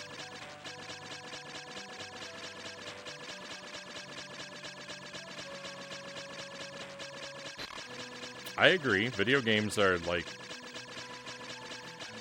you know, video games are like one of the most inconsequential aspects of life, right?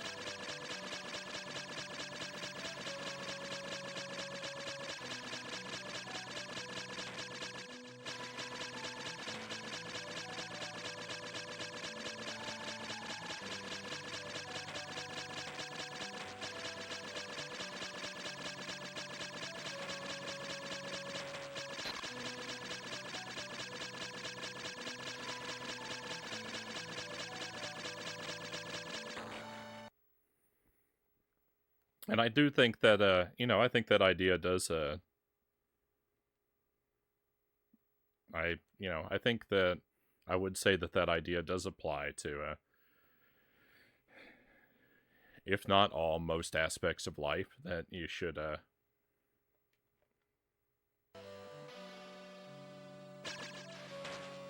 endeavor to expand your capabilities.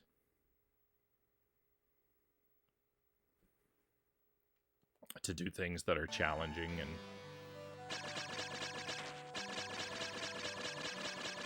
sort of push yourself beyond your base level limits.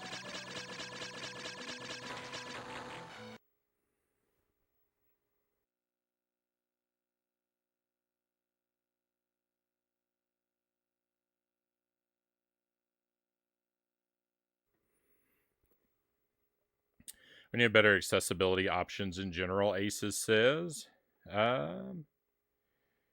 Like USB plugs where you can attach gyro sensors or foot pedals into controllers.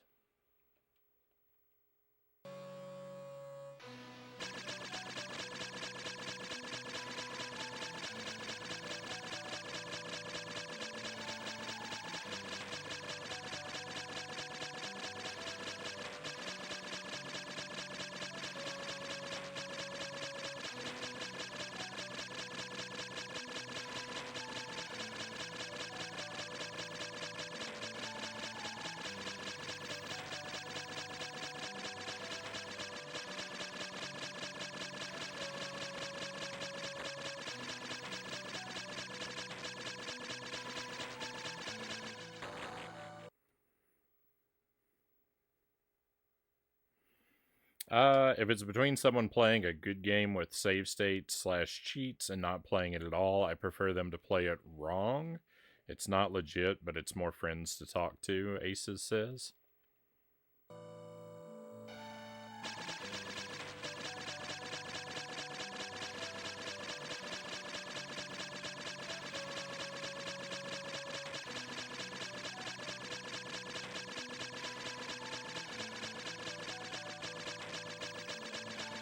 I don't know what I think about that. I get your point.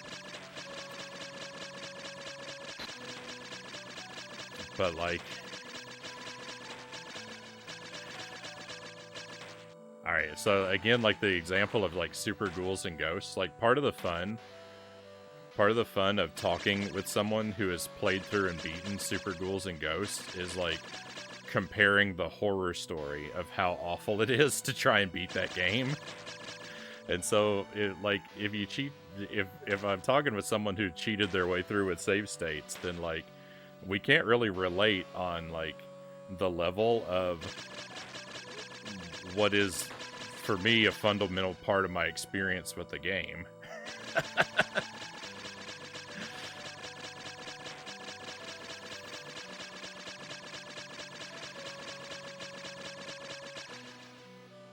Part of the experience of talking about the playthrough of that game is comparing battle scars.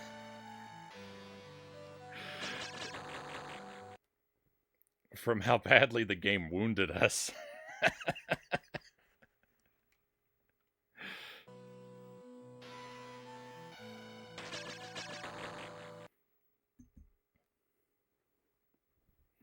Thank you for the hydrate Bort Jams, and welcome to the stream. Very happy to have you here.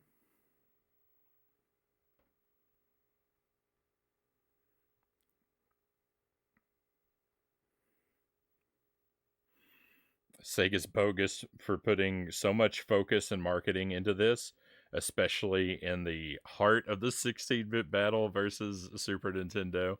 Definitely did them no favors, Dynamite says. All right, let me. I need to actually step away. My most recent bottle of water is actually empty. I didn't replace it with a new one, so I've got to do that real quick. So give me just a moment.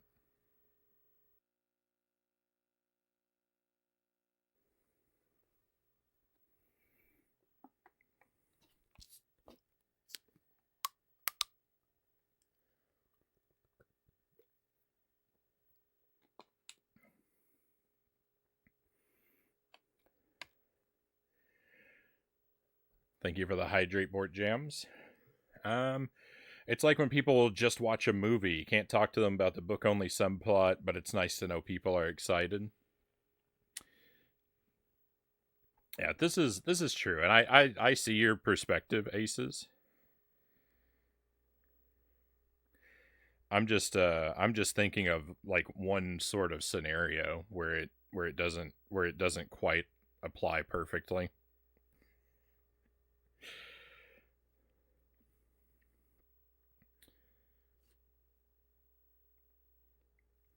I don't know. You're not going to get a lot of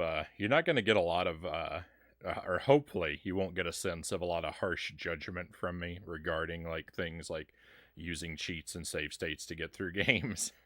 Like I don't believe in using those things. I try to avoid them as much as possible, but I'm not going to I'm not going to give anyone a hard time if they want to lean on using those things.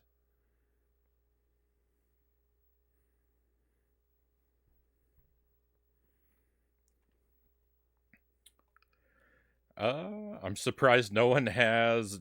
Surprised there's no Wheel of Scorching yet tonight. Well, you know, sometimes sometimes I get lucky. Welcome in, Intoxicate. Thank you for the raid. Welcome in, Raiders. Dream Swift Gaming. Good to have you here with us. I hope you are doing well. How did the stream go? Intoxicate. Was it retro roulette tonight?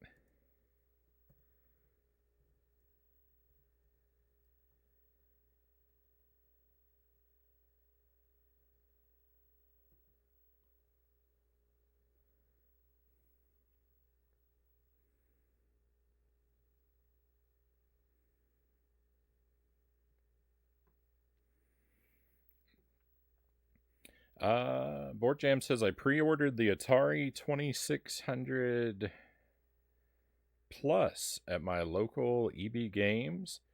Fully paid it off. Pre-ordered Mr. Run and Jump and Berserk Enhanced Edition online for my pickup at the EB Games store. Atari 2600 Plus. I haven't heard of this. Sounds like it's a retro console.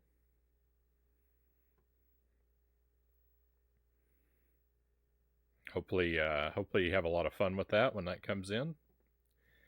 For real, what exactly is killing Echo when he goes off the edge of the screen? Streaming Fist says that's one of the things that I lose my mind about. Like, I don't mind auto scrollers so much, but yes, when they don't make sense in universe, when there's no context, it drives me up the wall.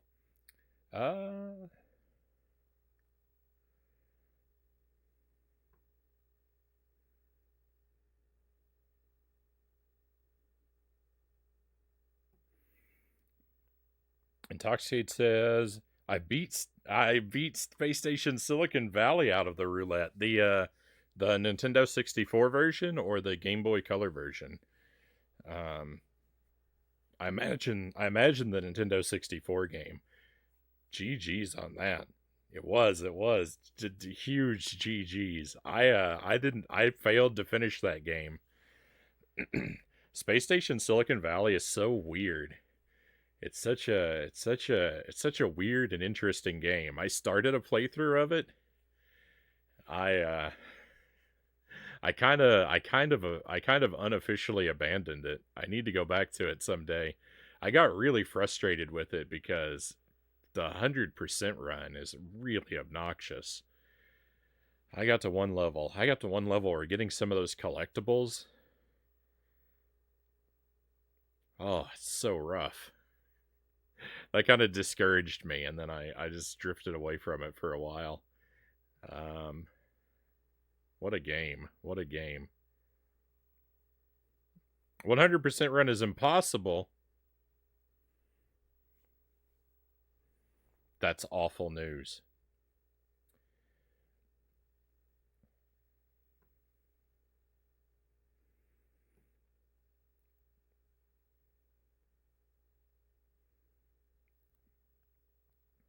Well, then maybe I don't feel so bad about getting distracted away from it. Going too far off the screen results in Echo getting trapped in tuna nets, as Zergling says. The horrible level design is what's killing me. I wish I had Space Station Silicon Valley back in the day. It's a game that I wanted. Like when I saw it advertised back in the day, but I never got a chance to play it. Aces had said, "No, you're talking about what you like. It's why I'm here. I'm not that good at games, but the combo of determination and skill you demonstrate's a really authentic gaming experience." Well, thank you, Aces. I appreciate that.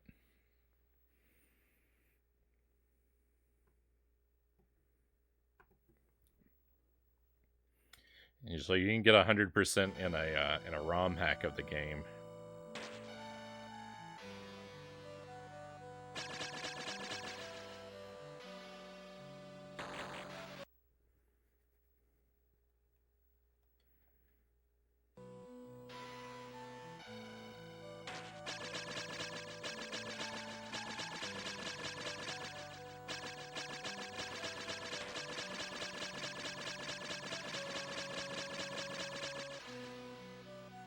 So we're playing Ecco the Dolphin tonight. I've been stuck at the end of the game here for 6 hours so far. Across 2 streams. We did it for 4 hours 2 weeks ago. And we've done it for 2 hours so far tonight. And it's just a lot of this. It's just a lot of me, like, repeating the same stage, dying over and over again, being very miserable, and repeating myself constantly as I talk about how awful and terrible and miserable this game is. I'm looking forward to beating it. This is the Game Boy Advance version of the of Ecco. It is a very faithful port of the Genesis game, which I have played through and beaten. This same level where I'm now stuck, I was stuck on my Genesis playthrough for 21 hours across several streams, so that's sort of the time frame that we're looking at it taking me to beat this. I don't really expect it to happen anytime soon, but I'm trying my best. And when I run out of stamina for this tonight, we're going to switch over and play Contra Advance as well, which I'm actually not really a big fan of that game either, but I like to finish what I start, so we got to see our way through both of them.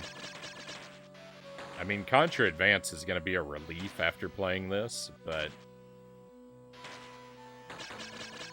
it's not. There are so much better Contra games, is really the problem with that one.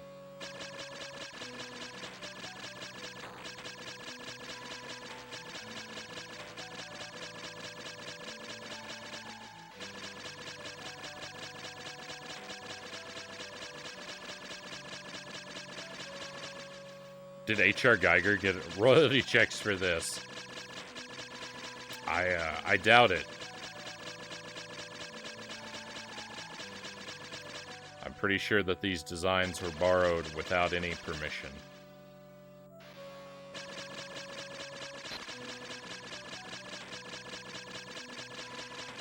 Maybe it's a metaphor. The threat of extinction, the dolphin's face, can only be prevented by you. The people who can prevent forest fires or whatever.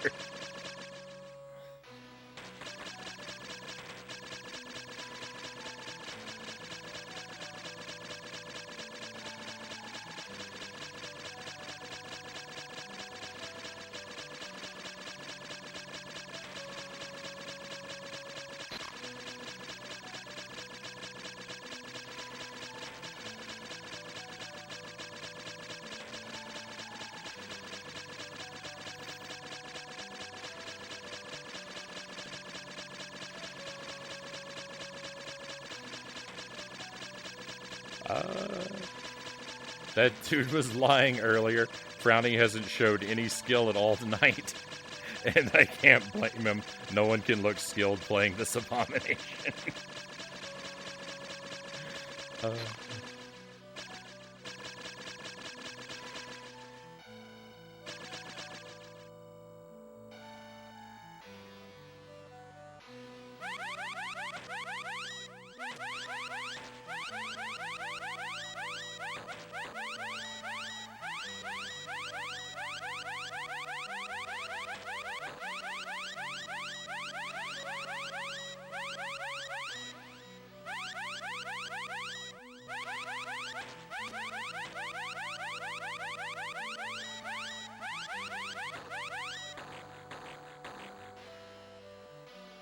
No!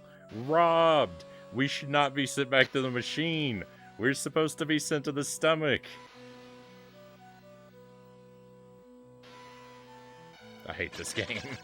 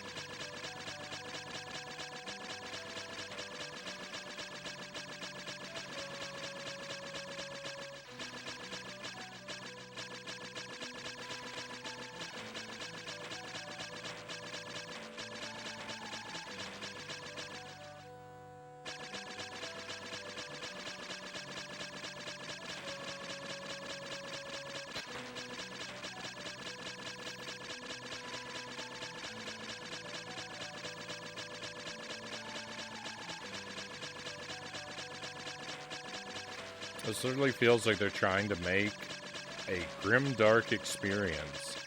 A kind of existential horror that leaves you feeling sick. Except it's also family-friendly, cartoony dolphins. Thematic dissonance to the max. I mean, yeah, I think that's, that's...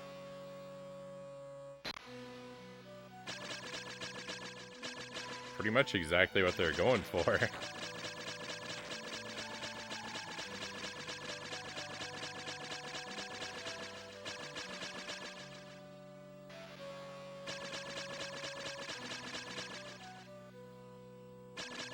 It's a shame. It's a shame that, like...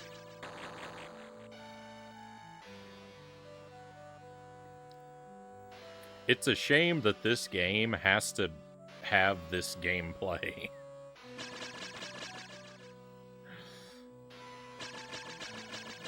Because, like, again, like the visuals, the music, not in this version, but the Genesis version.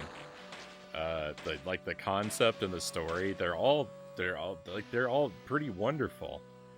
But it's just that it's such a miserable time to actually pick up the controller and play the game.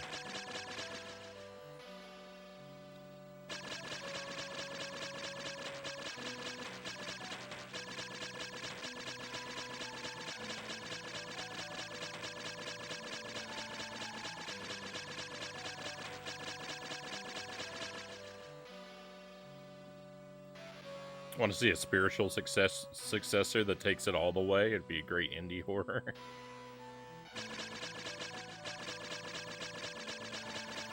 I think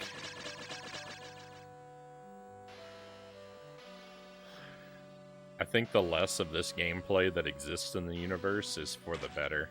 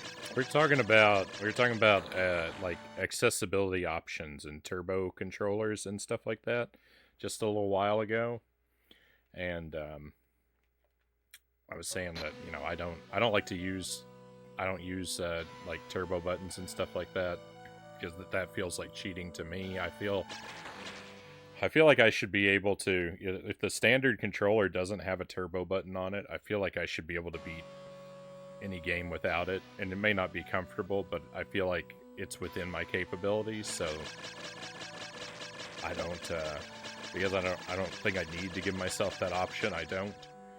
But, I would say that, like, I think there is a console, I think, like, the turbo graphics, or there's some console where the default controller that comes with it has a turbo button.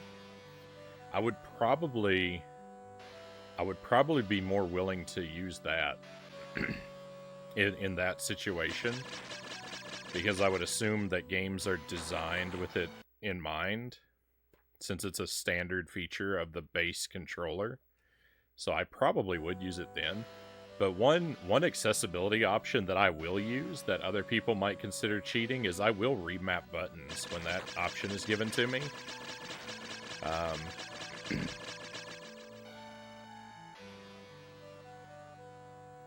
And like for the Switch, for Captain Toad, to get through Captain Toad on the Switch, I used the excuse me, I did use the global button remapping to give myself a setup so that I could beat Captain Toad. So, some people may consider my victory there illegitimate.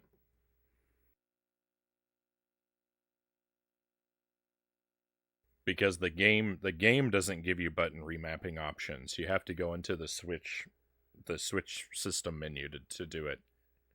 I had to remap my buttons for Captain Toad because I couldn't run, because it's a game with a run button, and I couldn't run and adjust the camera at the same time without doing a weird claw grip.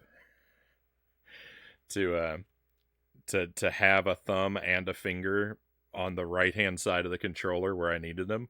So I remapped the run button to one of the shoulder buttons to to eliminate the claw grip.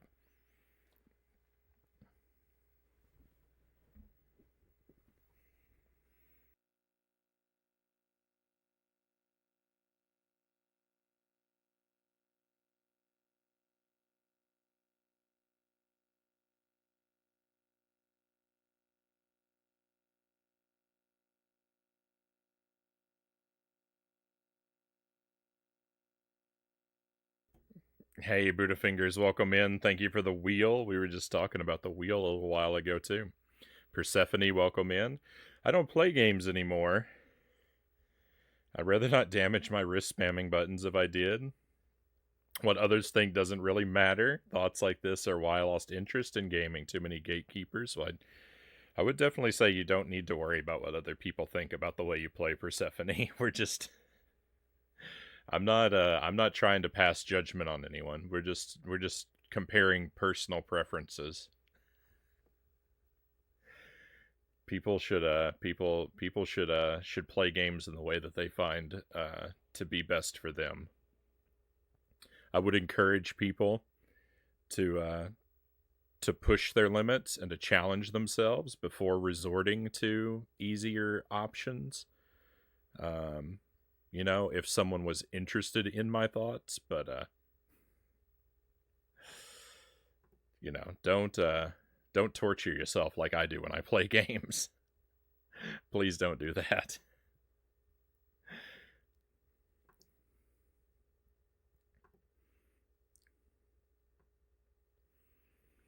I do think that I do think it is crazy that games that so many games lack options for button remapping though, because like giving the player the ability to remap their buttons is a feature that it takes no effort to implement. It's just it costs nothing to have that feature to game, and it's so many times it doesn't exist, and it just boggles my mind.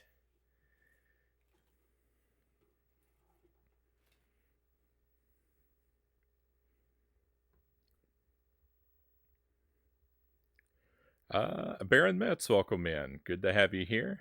Let me get caught up real quick. We're gonna spin the wheel. I am delaying it a bit, but the purpose is to catch up with the chat here because I skipped some things. I think I get more. I think I'd get more out of it if it were a walking simulator, but I'm also really bad at these controls when I tried it. I don't think there is much being good at this game's controls.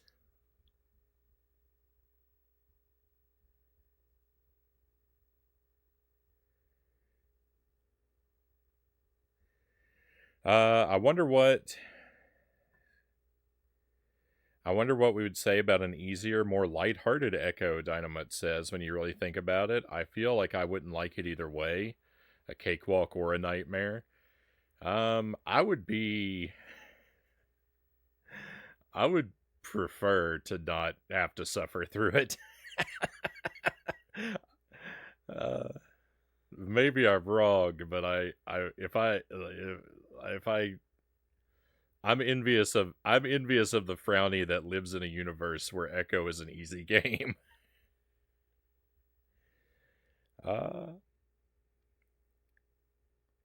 Got some of those brunette super sour blue raspberry candies in today that we were talking about a while ago. They're way more sour than the baby tears, Baron says.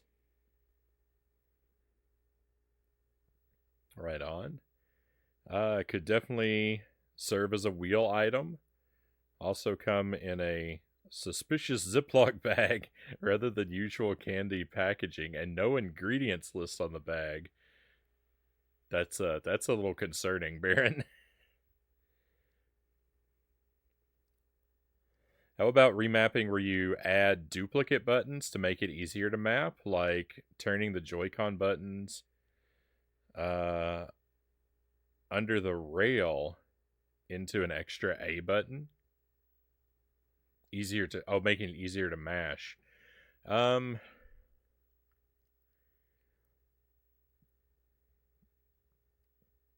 I mean, yeah, I don't really think that like I don't know. I probably wouldn't think to do that.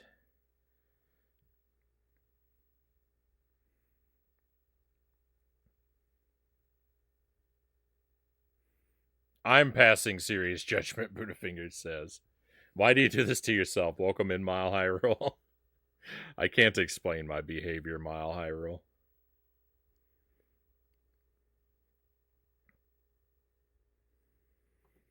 I feel like I think a lot of super ghouls and ghost speedrunners will remap the buttons um, to make firing easier.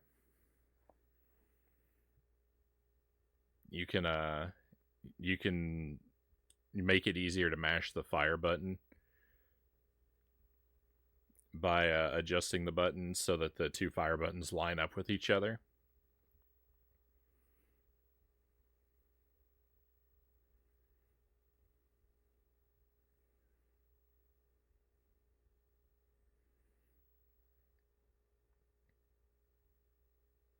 I guess I wouldn't really feel like that. Yeah, I guess I really wouldn't feel like that is sort of cheating, especially,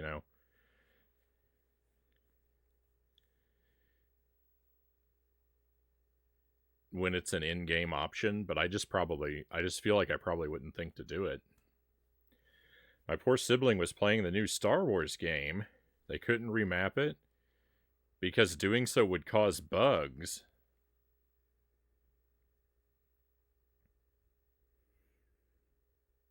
I think some devs saw the Nintendo 64 controller and gave up on the idea of button mapping as the ramblings of madness.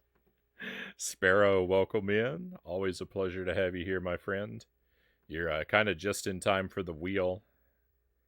I'm using catching up on the chat as an excuse to delay it and also to not play the game for a few minutes, but we're going to get back into things here. What if it's a universe where Echo is an easy game, but not because it's actually different, but because they've just made all of the future games even worse? Hey, Zinshan, welcome in. Thank you for the raid. Welcome to your friends. Great to have you here. Streaming Fist, that sounds like you made a wish on a monkey's paw or something. Angelus, welcome in and thank you for the raid. It's a double raid. We got Zinshan and Sparrow same time. Tell us about your streams, my friends. Zinshan, what were you playing tonight? Angelus, what were you playing tonight? How have things been going? Shoutout says Angelus is playing Cathedral. I don't know if you've told me about that one yet.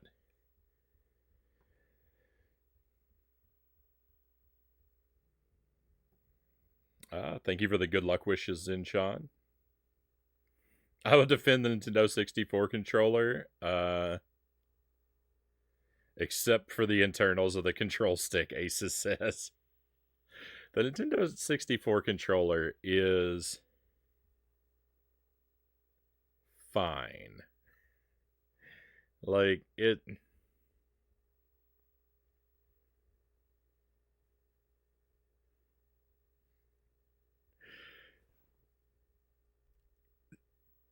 suffers because it's one idea away from like the brilliant idea that became the standard modern controller. But like, I mean, it's not its fault that no one had that idea yet. You needed this controller to give you that idea. So like, it's worse than what came after, but that doesn't mean that it's like bad for what it is, right? It was Nintendo failing to commit, though. it was Nintendo playing it safe and saying, I don't know if this joystick thing's gonna work out. We better leave ourselves an escape route.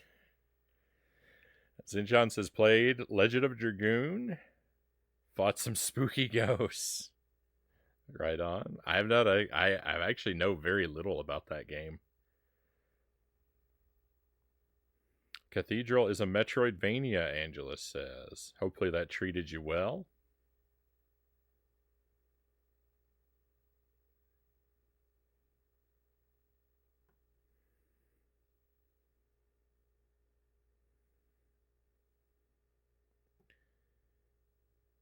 I don't get how they made a trigger button at the dawn of 3D consoles and then no one used it.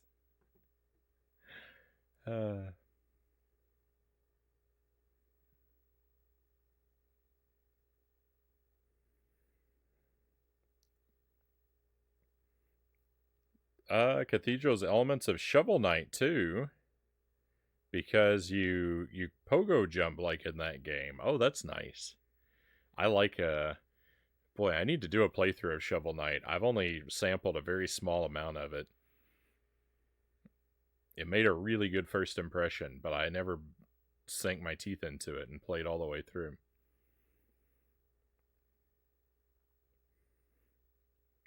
I like that pogo bouncing move though. I like it in Zelda 2 when you can bounce off the enemies.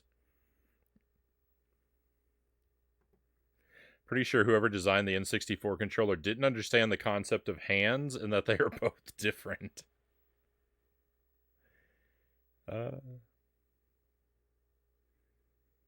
It was designed by Doom Guy, hands sprouting from the center of your torso, Aces says. Alright, I've delayed the wheel long enough. Let's go full screen for a moment.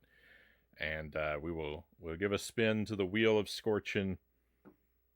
It has several spicy or sour foods on it, and I will sample what it chooses for me.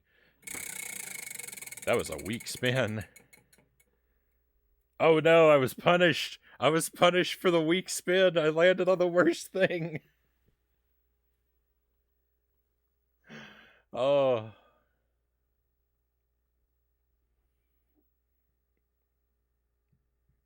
Life is bad. Life is real bad. I landed on the sunflower seeds. It's the last time, though. This is the last time I can get the sunflower seeds. This is the last dose. These are sunflower seeds. They're seasoned with I don't remember what kind of peppers they have. They have scorpion pepper, that's for sure. I think that's the key component, is the scorpion pepper. They're called solar flare sunflower seeds, and they come in different heat levels. And this is the hottest level. They are catastrophically. They are apocalyptic in their heat. And I've got like a teaspoon of them. Half a tablespoon, something like that. So I'm gonna eat these, and then I'm gonna sit here, and I'm gonna sweat and struggle until the burning goes away. It's gonna be awful. Oh, what a night.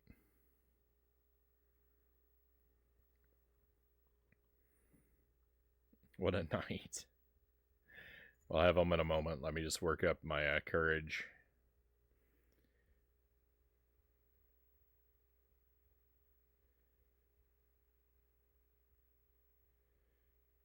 Oh yeah, I got you, Budafinger. Hands come in a left and a right variety, and no one has two of the same. Shovel Knight made a good first impression on me too, Angela says. Played it for my YouTube channel.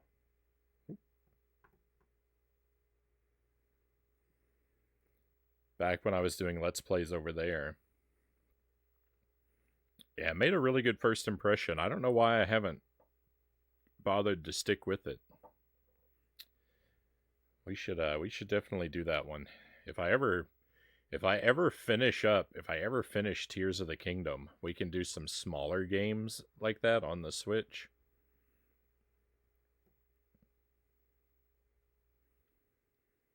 think that'd be good.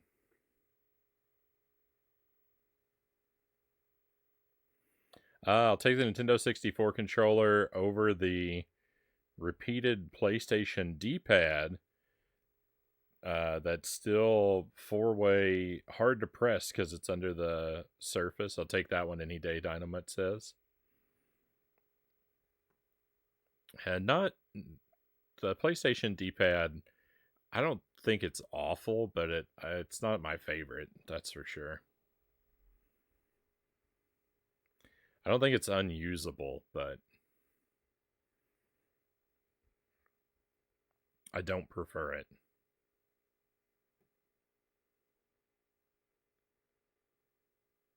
I hate capsaicin, Spicy Aces says, but I can't get enough of ginger compound. I'm not the biggest fan of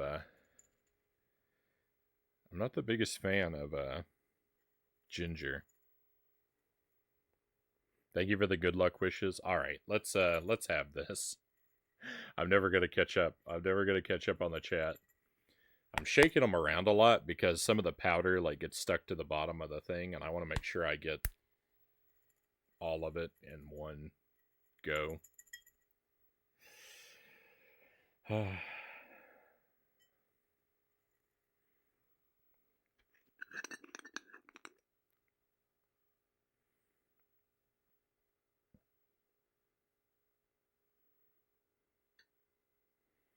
lot of it is stuck to the bottom. Do I have anything? Guess I'll use it. I'm going to use an ink pen to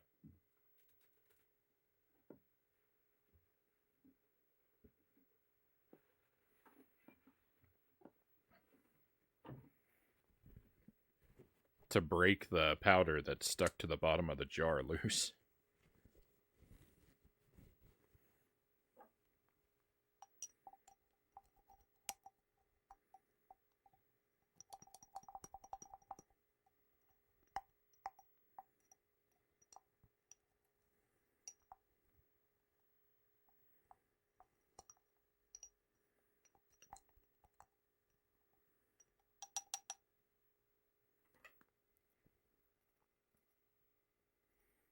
All right, here we go.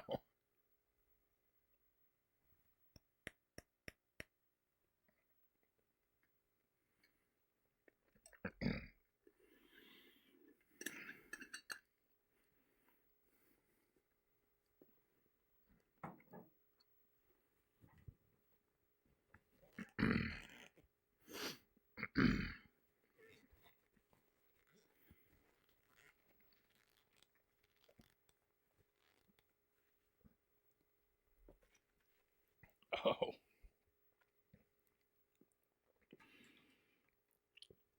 It's awful before I even swallow them. Oh.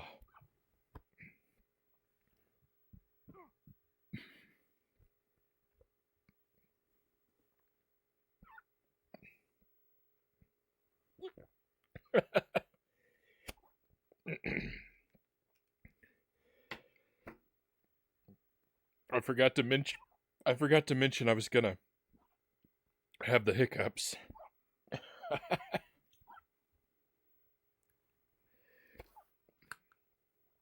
Oh.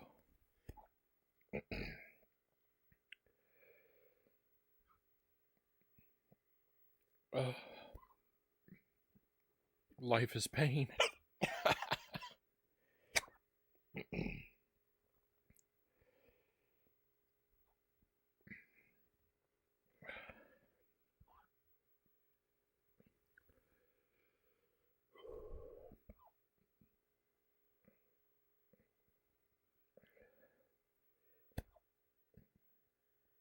Oh.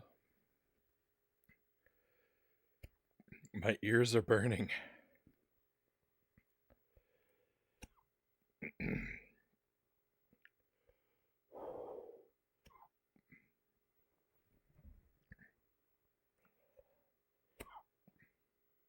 This is bad. This is really bad.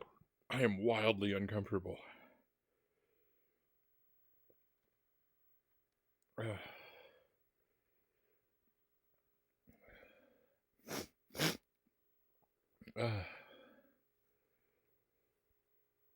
I feel like this might be worse than they've ever been.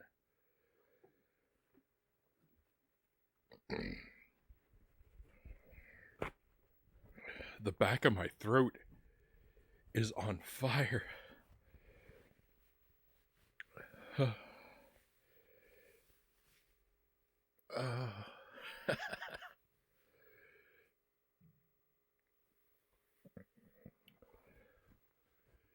Woo.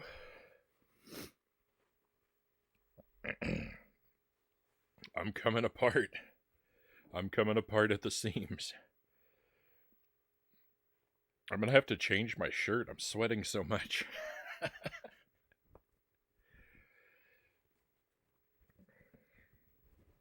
Oh my goodness. What a nightmare. What a calamity.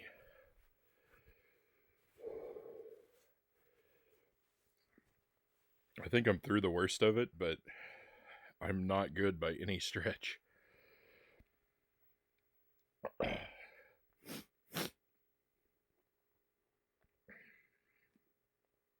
The upper part of the back of my throat is so wildly uncomfortable.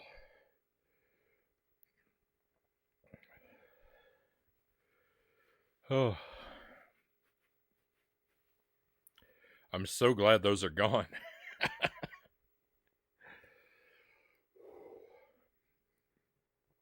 I'm never eating those again.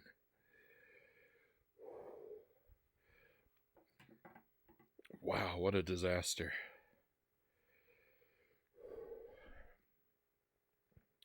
I lived through it, though. I'm on the other side. I've done it. I'm stronger now.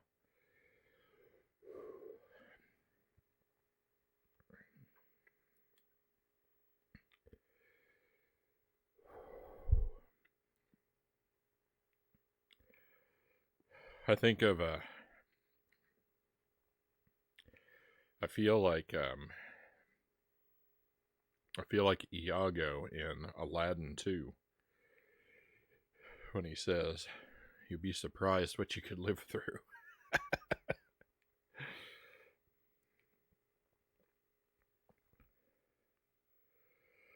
Oh my goodness.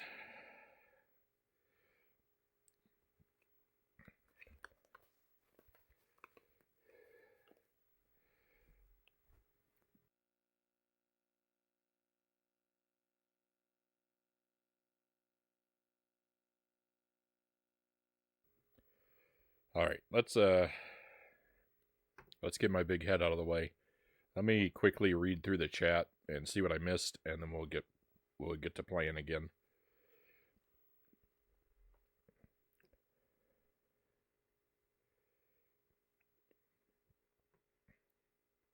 Yeah, I wrapped up a little early last night, Angelus. So yeah, we missed you. Tears of the Kingdom is turning into Years of the Kingdom. What a night for a curse. I was afraid of Doom Guy back in the day. I don't know much about Doom 64. Doom 64 is the only Doom game that I've played. I haven't finished it yet either.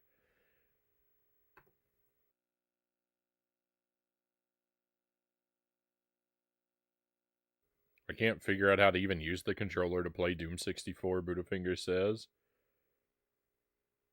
I can't use both sides and the trigger at the same time. I don't think you have to use the left-hand side of the controller for Doom 64, do you? I haven't been using it on my playthrough. Not that I remember, anyway.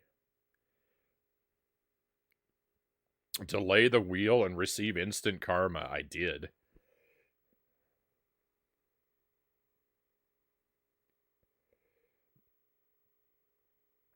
Baron agrees. Nintendo is the best D-pad. The PlayStation's isn't bad, just not as good.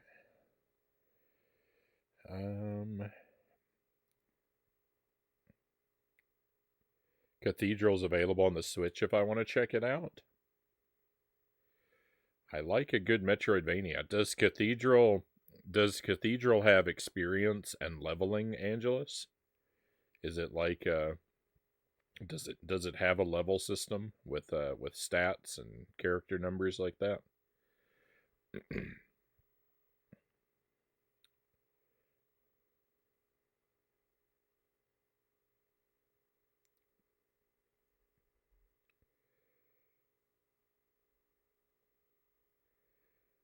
I hope that you don't do yourself harm with those sunflower seeds. Baron says, I did do myself harm with those.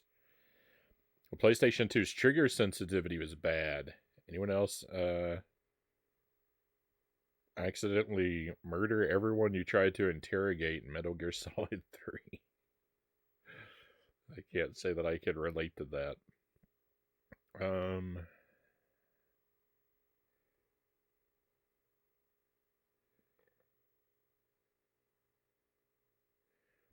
Concept of light press versus strong press in the Tony Hawk games. I remember it there and hating it. Didn't have an issue in Metal Gear Solid though.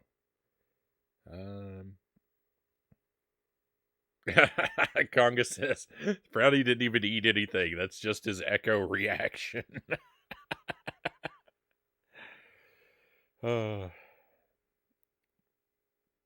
Re-echo lection. I'm sorry. What did I see? Oh, it's difficult for me to the chat window keeps moving.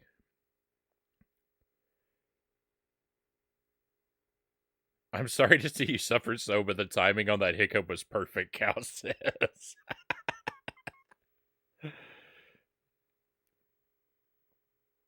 I got a cute video of my dog with the hiccups yesterday, Aces says. I don't know if I've ever noticed any of my pets get the hiccups before. Don't forget, everyone, we can do this again in 80 minutes. You cannot, Conga. You absolutely cannot. No, with the tradition is when I hit the sunflower seed, the wheel is done for the night. we are 100% turning the wheel off. I mean, I can't land on the sunflower seeds again, so it can't be that bad, but I think I've met my spice quota.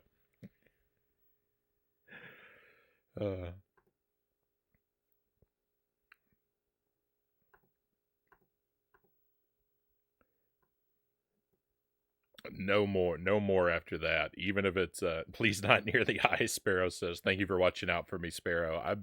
I'm actually more careful than I look to not get the spice on my hands, so my eyes should be pretty safe, but a reminder in that regard is useful. If I could wager, I'd say the wheel's going to be off in 80 minutes. Buddhafinger says you are not wrong. We got a break from the gameplay, but at what cost? I'm glad they're gone. This just looks plain painful, Cal says. They were a challenge. Those sunflower seeds were a challenge. I'm glad that I ate them and I survived them, but I'm very glad to be done with them as well.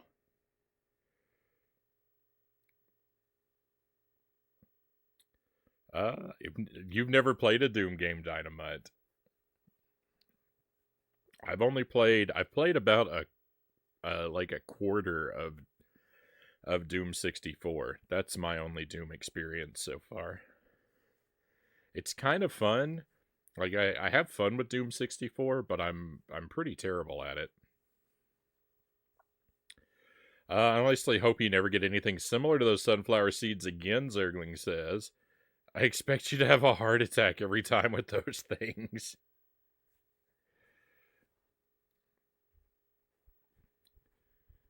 Well, we'll probably get something close to that heat level again, but hopefully not for a little while. All right, I'm gonna step away from the camera a moment. I gotta blow my nose, and then we'll get back into the game. Well, I gotta welcome in the raiders first. Hey, Nato, welcome in. Thank you for the raid. Always a pleasure to have you here. Welcome to your friends. Is that Motus? Could be Motus. I welcome education. I'd like to show you the honor of pronouncing your name correctly. Welcome to the stream. Welcome in Recursive. Pleasure to have you here. What was your stream tonight, Nato? What were you playing? How did things go? Looks like Super Mario Sunshine from the shout out. Pronounce it any way you wish. I like people saying it differently. All right. I'll probably kind of go back and forth, but I think I'll lean toward Motus. Hope you're doing well, Frownie. I'm doing okay, Nato. I'm doing well under the circumstances. I'm playing Ecco the Dolphin on the Game Boy Advance. It is horrifically terrible. It is the worst thing I could subject myself to. And we're taking a little break from the gameplay because I just had to eat something off my spicy wheel, and it was the hottest sunflower seeds on the planet. And so I'm recovering from that traumatic experience to prepare myself to dive back into another. It's rough. Things are going rough, but I'm having a pretty good time. Regardless, getting closer to finishing the base game in Sunshine. Is it? I don't remember. Is this a first playthrough of Sunshine or a revisit? And you say the base game. Are you gonna go for 100%? Recap for Raiders. Frownie is suffering both from crazy spicy foods and Ecco the Dolphin. Thank you, Aces. You are not wrong. Recursive says I'm the same way with my name. Like people are pronouncing it differently. It's always interesting to me when people to notice when I show up in someone's chat whether people abbreviate my name to Frownie or they abbreviate it to Agent. Both things happen, and it's very curious to me when people call me Agent instead of calling me Frownie. Because I mean, I call myself Frownie, but if I'm just showing up in someone's chat, they have no way of knowing that. But I don't know. It's just because if someone, because Agent seems like a title and Frownie seems like the name, and so it's just like if someone showed up in your stream and they were like Sir Bob or something like that, and then you default to calling them Sir rather than calling them Bob. It's just I don't know. I don't mind which way people shorten it, but my mind doesn't work in the same way that would lead me to shorten it, which to shorten my own name to Agent rather than to shorten it to Frownie.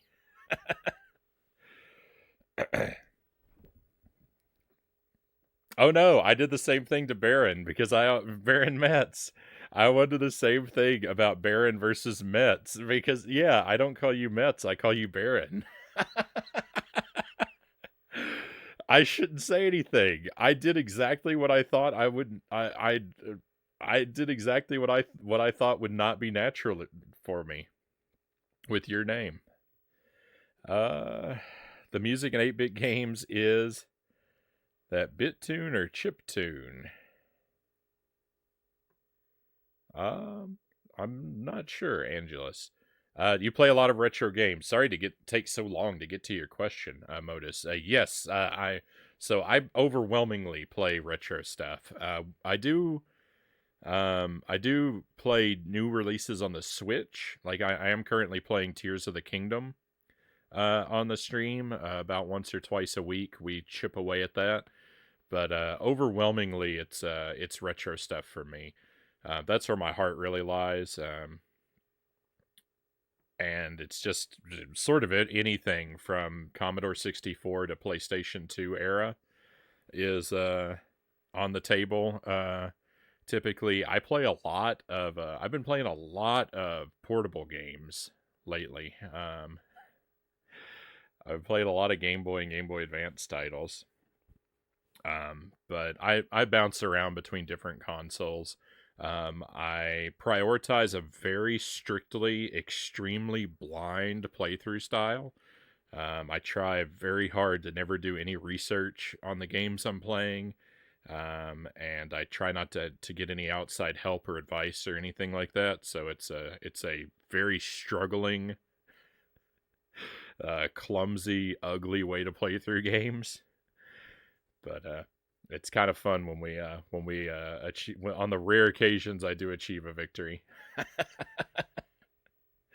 I mostly I play a wide variety of genres, but what I really love are platformers and adventure type games. I like challenging stuff like Super Ghouls and Ghosts and Castlevania and Contra. We do challenge runs of some of those games too. Like I've tried to do like deathless runs, and I don't really do speed running, but I do try to like take on like a deathless challenge or a no items challenge or something like that from time to time with the games I really like. There's a list of the ones we've done on the about page for the stream if you're curious about that.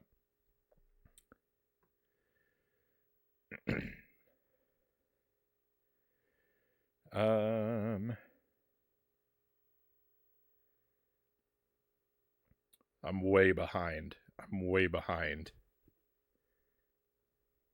on the chat here.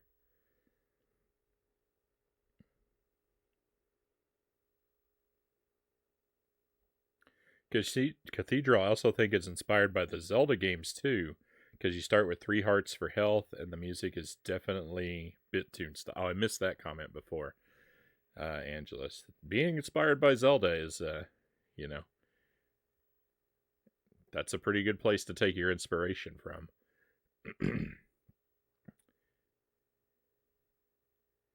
Echo and Sunflower Seeds on the same night.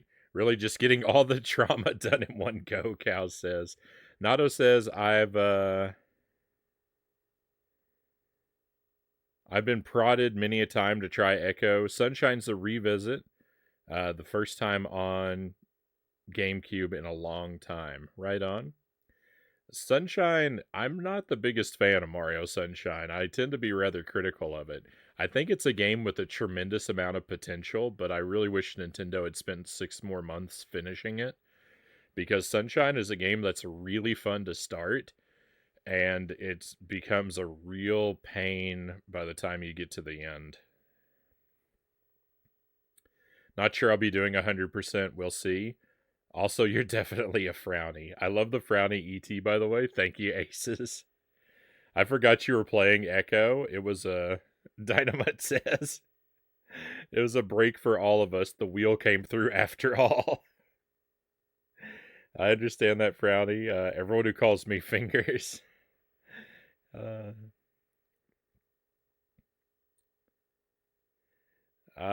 wanted the same thing about Baron versus Mets. Somehow I get called Baron more often, though I refer to myself as Mets. If you would prefer, I refer to you as Mets. I can certainly try to do that.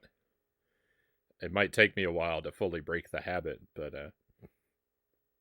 I'm perfectly happy to try to address people the way they'd prefer.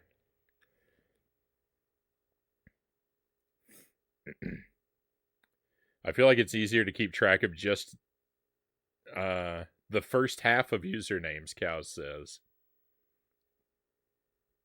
Fair enough. Baron Metz could be a real name. You had me at yes. Thank you for the follow, Modus. Thank you for coming on board with us. Same for me. Love watching people play and learn new retro games. Excellent. And love doing that myself too. The blind playthroughs. Nice. By new, I mean new to them, not as in new releases. I was at the doctor today, and the med student with him. I've got a weird item in the chat window blocking part of. Why is that there? There we go.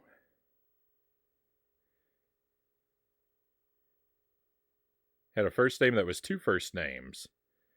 I didn't know what to call him because he wasn't a doctor, but Mr. Kevin felt weird too.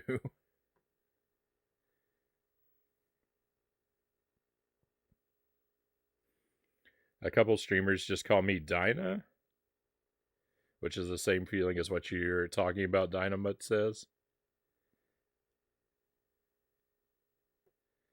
Sunshine's a wonderful game, Conga says.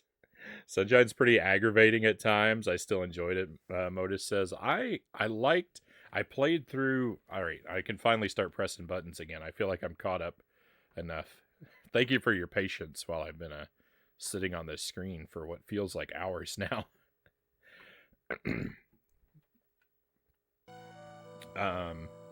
I played Sunshine when it was new, and like I enjoyed my time with it, like when I was a kid playing through it. But it's a hard game to revisit, and yeah, some of the stuff in it is just kind of broken and frustrating. I kind of feel like the GameCube is a situation where a lot of GameCube games like make me kind of sad because it just feels like an era where Nintendo was rushing everything out, and I really wish that they had spent more time on, well, particularly with Mario Sunshine and the Wind Waker. I wish they'd taken the time to like really finish both of those games. Because they're games that are like, they're games that are both like really great games, but they're also very marred.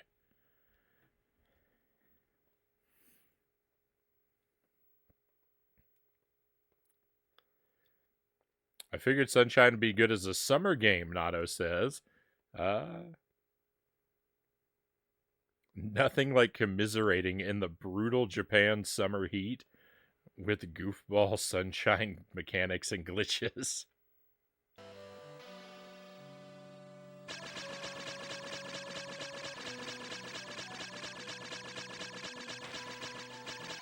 I didn't do it this time, Cow says. I don't know what that was in reference to. For me, it's always interesting to see who pluralizes my name and who doesn't.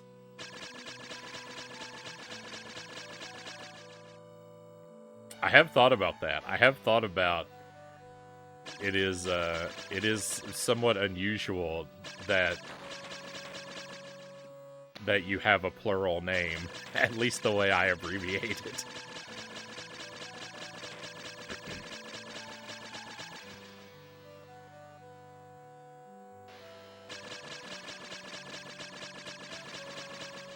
I never would have expected I would say sentences like you know, cows is here. Cows is so many times in my life.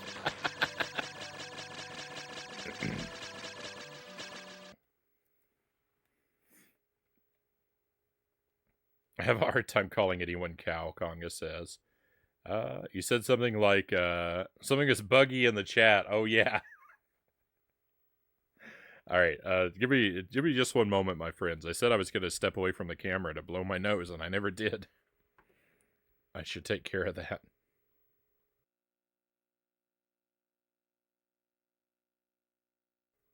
Alright.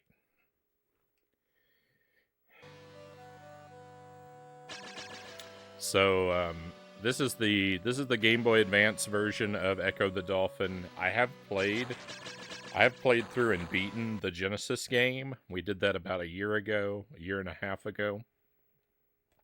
It was horrific. Ecco the Dolphin on the Genesis is my least favorite video game. It was a struggling, messy disaster of a playthrough. I got stuck for at least an hour in several different places, and then when I finally made it to this level, this is the last level of the game. On the Genesis, I was stuck on this level for 21 hours across what seemed like endless nights. So, not good. And then I found out there was a port on the Game Boy Advance, and I thought, well, why not play a worse version of the most horrifyingly terrible experience I've ever had? And here we are. Ecco is a game that should be great, because this one is bad for a lot of reasons, but the Genesis game, it looks good, it sounds good, it's got a wonderfully bizarre story, and it's unique and interesting, but it's got just trash gameplay. It's so awful to play the game. Maybe if you have a mind that works differently than mine, then you can have fun with the gameplay, and, maybe... I know there are people out there that love this game, but I cannot stand it. On this playthrough, I've been stuck on this level now for 7 hours. We played it for 4 hours before, and we're at hour 3 now. So we're about a third of the way there. I've got 60% of my time left to set a new PB.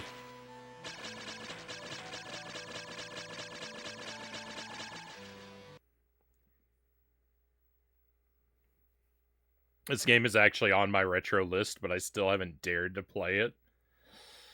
It's a rough time. It's a deceptive game. It lures you in.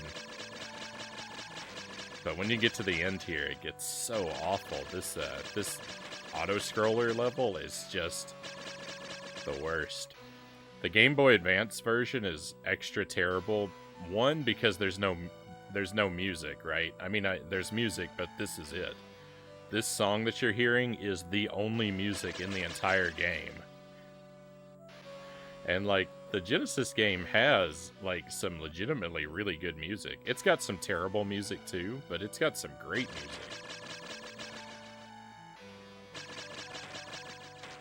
But they stripped all the music out, and you just get this one awful song over and over again forever. And they didn't do anything to optimize for the screen crunch. So that creates just endless problems. And with this auto-scroller, you'll notice that some of the results of the screen crunch are, one, it's super inconsistent regarding what kills you and what doesn't, so far as the edge of the screen coming up against the environment. I was completely off screen there, up against a wall. I should have died, but, you don't. But other times you will. And there are parts where you actually have to actively swim off the screen to go around obstacles that you can't see. It's the worst. I don't have any preferences as far as naming goes, though in retrospect, putting a title on my name probably comes off as pretentious, Baron Metz says.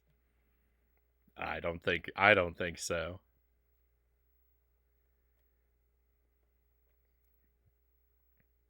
Classic Frownie thought process, Cow says. In my defense, I was 8 when I chose it, and my 8-year-old logic was that Metz-Ingerstein is fun to say, and Baron is a cool title. I think you've got a fine name, Metz. Dynamite says, "Good night, my friend. Hate your content as usual, but love that you make it enjoyable." Hope you get what I mean. I get what you mean, Dynamite. Thank you for being here. Have a wonderful night, my friend. And hopefully we'll get to see you tomorrow. We're doing Aladdin games tomorrow. Gonna play as many Aladdin games as I can get through in one night. I really hope it'll be more than 2.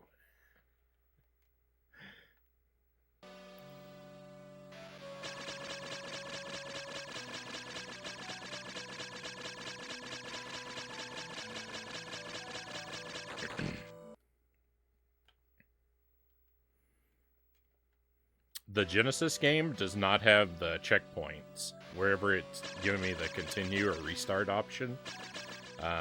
In the Genesis game, when you die, you go back to the start of the auto-scroller.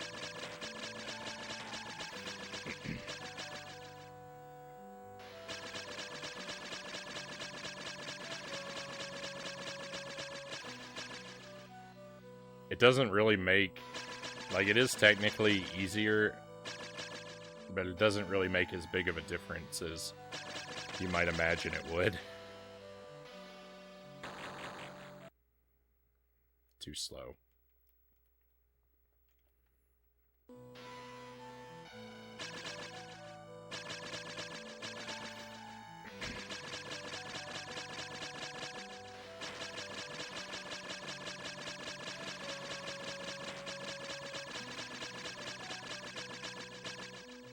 Boy, those sunflower seeds really...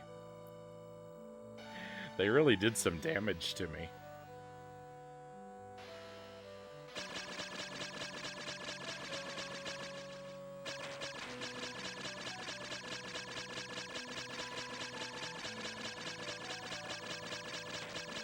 It kinda hurts to talk.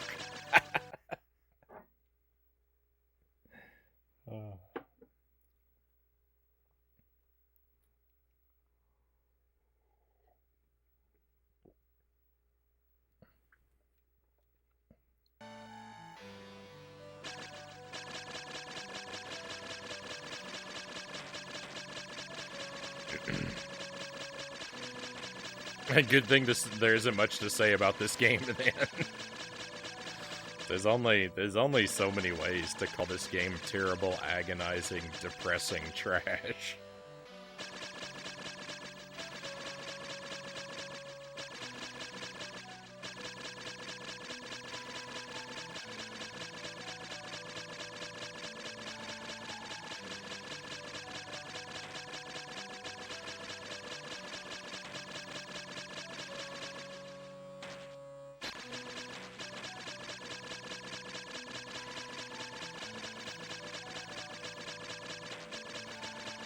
There's an area where you have to go off screen right there. But the worst one is still yet to come.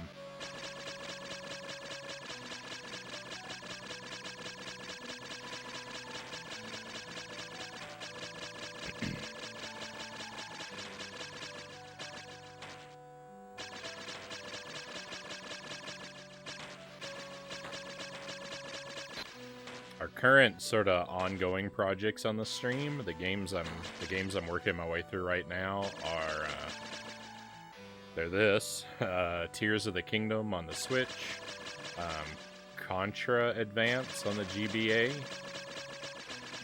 Wario Land 3 on the Game Boy Color.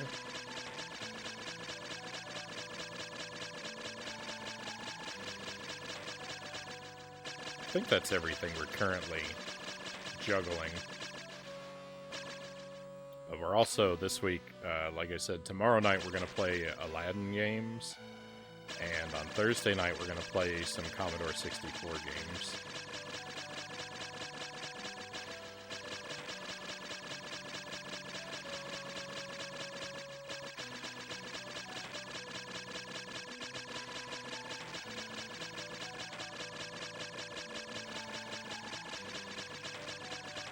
I've got too many things ongoing currently.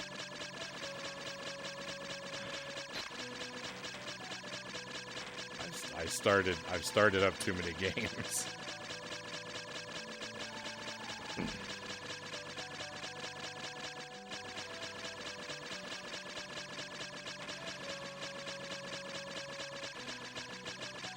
Oh, and we're also part of the way through a Mario is Missing playthrough. I forgot we just started that too.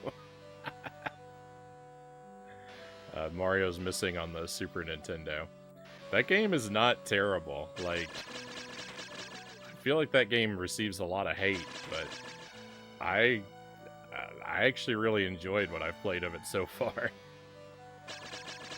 It's a fine game for what it is. It's very chill.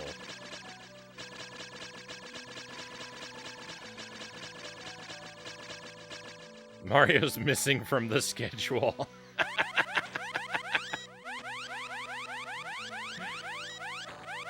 Well, I didn't know we were gonna be starting that game. I kind of started it on a whim to fill up some time, and it's longer than I thought it was, so.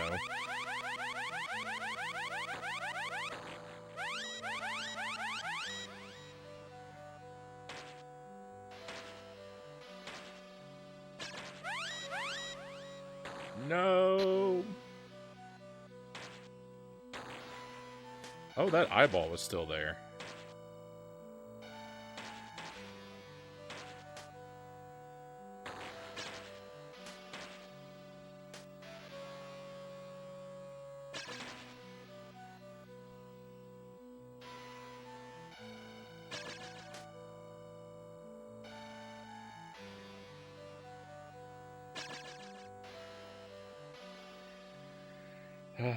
And back to the start.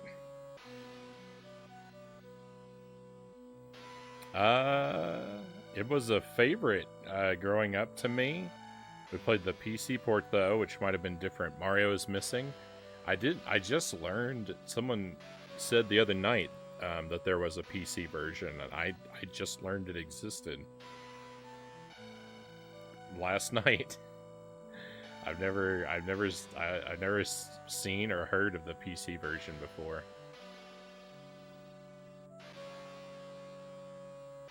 You should try some Math Blaster or Reader Rabbit.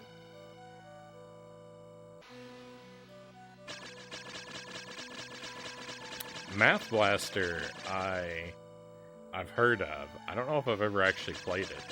Reader Rabbit, I don't think I've heard of.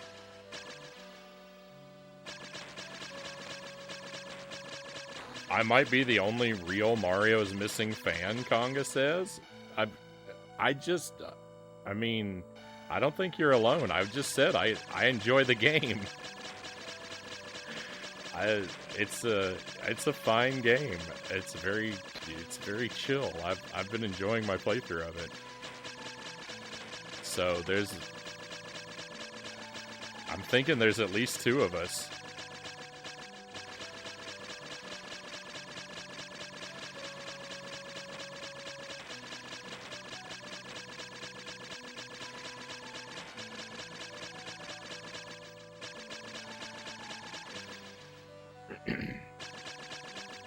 I might not have been listening. Fair enough. If we're talking edutainment, you've got to go with Zoombinis. That's a game I've never played before either.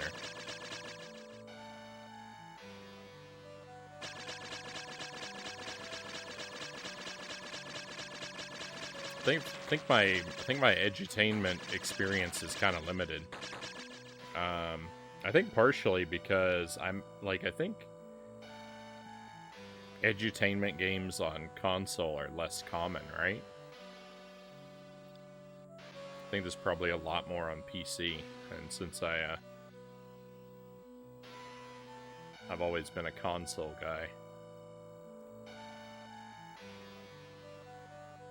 that locks me out of a lot of options.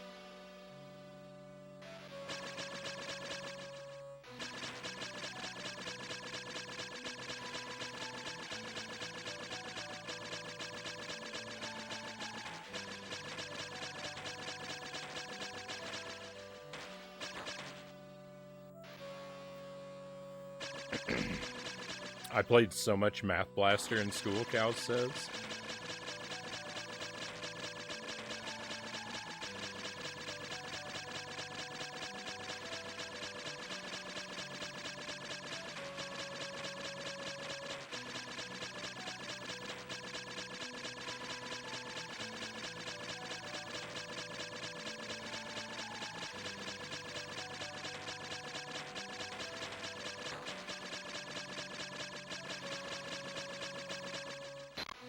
I don't know if I ever played Math Blaster.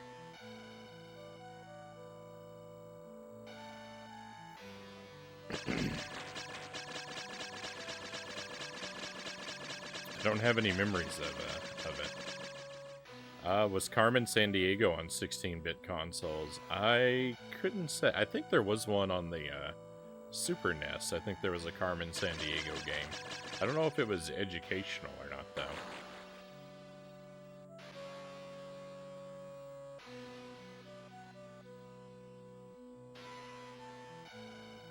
A lot of public schools had Apple computers. They'd have kids play edutainment on too. Yeah, so my when I was a kid, there was a Apple computer in the library. I think it was an Apple computer. Had Oregon Trail on it, which is like, you know, like the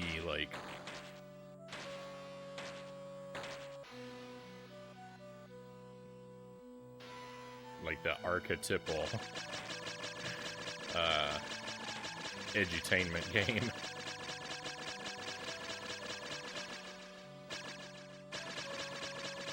So I had a bit of experience with that, but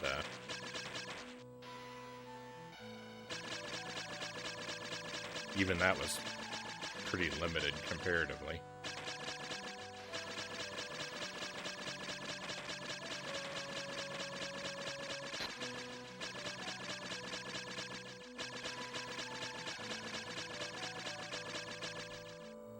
Zumbini's was good enough to get fan support for a remaster. I have a soft spot for enthusiastic narrators.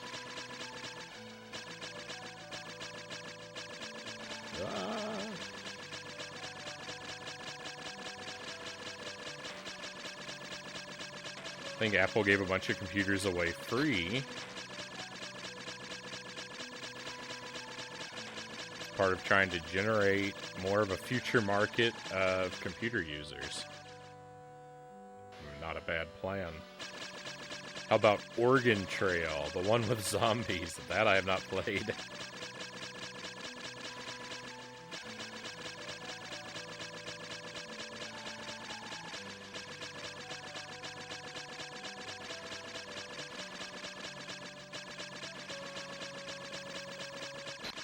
Oh, I really want to finish this and get this game out of my life. I very much regret subjecting myself to it again.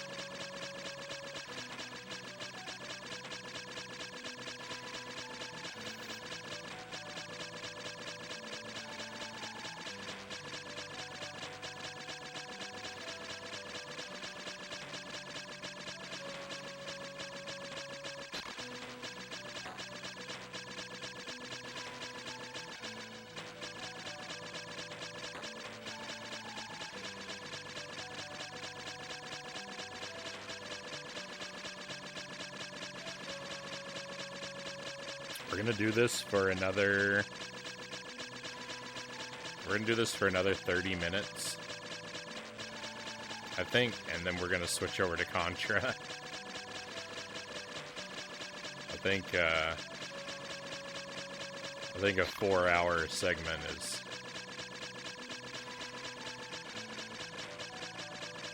enough time to put into it.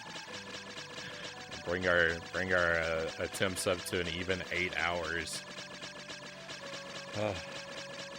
And then we could put it down until next week. Or no, we can't. I put it on the schedule again. We'll play it again on Friday. Why did I do that?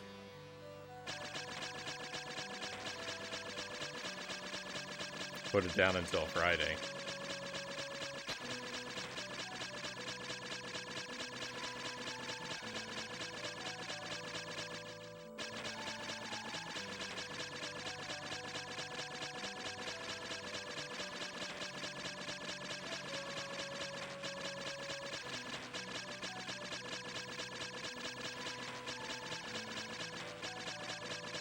Me curious about Carmen Sandiego games.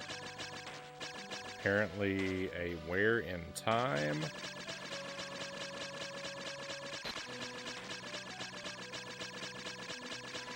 Got ported to the NES, Super NES, Genesis, C64, and Amiga. Yeah, there are a couple Carmen Sandiego games on the Commodore 64.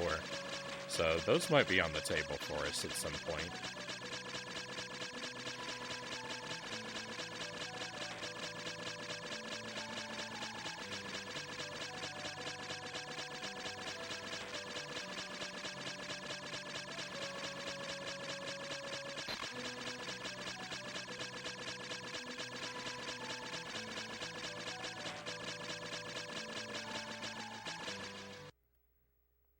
That right there, the part where I've died twice in a row now, that's the part where you have to swim off screen and go around a big obstacle. And I'm just failing to get over there.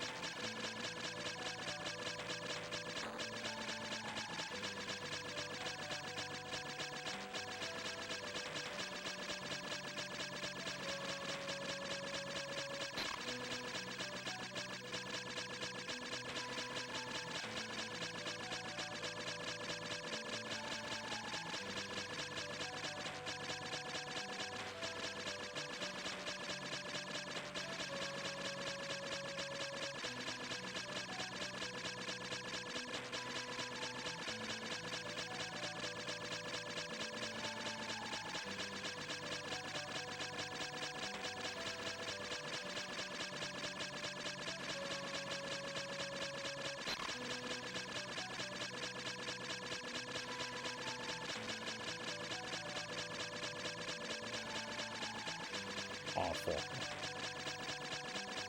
It's awful that you have to do that.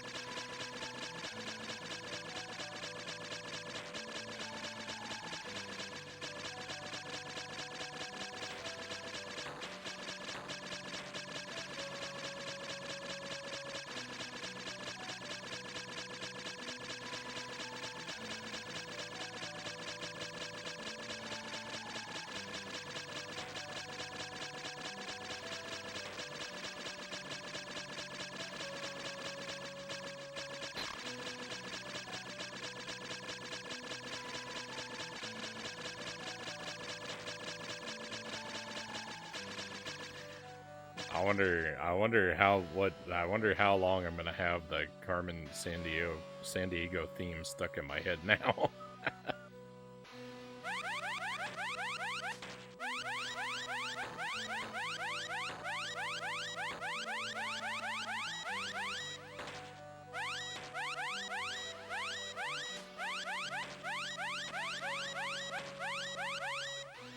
Oh my goodness.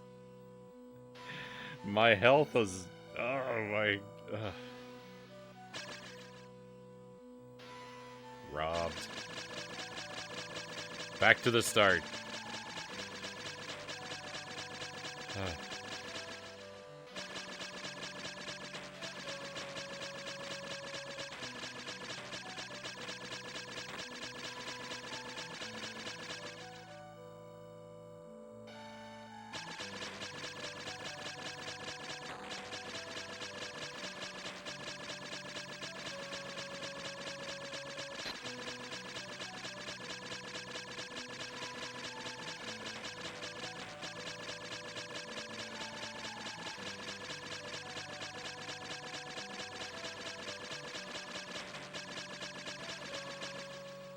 So I like all the puns that are in the Carmen Sandiego theme, right? Like from Greenland to the Red Sea, they'll be singing the blues, and she'll make Antarctica cry uncle, right? They're good puns, but that second one there, like, what is there to steal from Antarctica?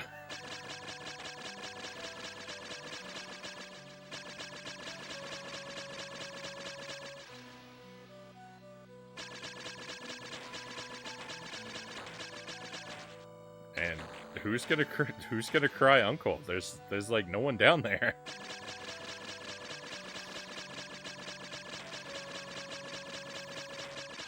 Lots of ice.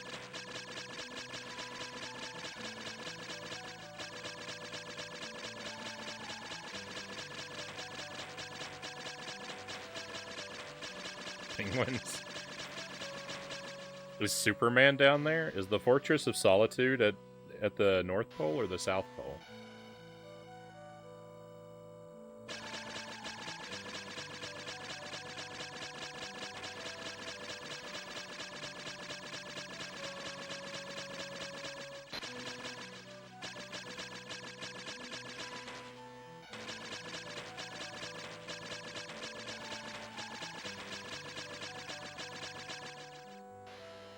Well, I mean, I know that there are, like, they're like scientists down there and stuff, right? But I think my point still remains that it's not exactly a well-populated area. I don't know that a frozen tundra is like the ideal environment for large-scale construction projects. The crafting of UFOs and whatnot.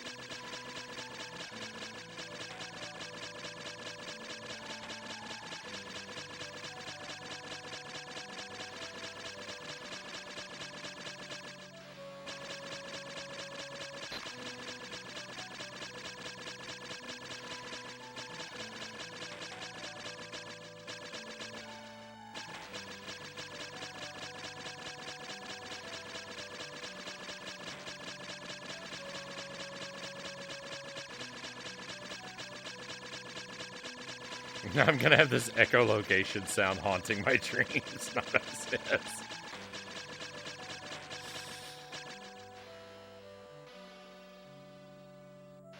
So I don't like the music that's in this game. This song. The music that's in the Genesis game for this level is also pretty terrible. It's like it's designed to be like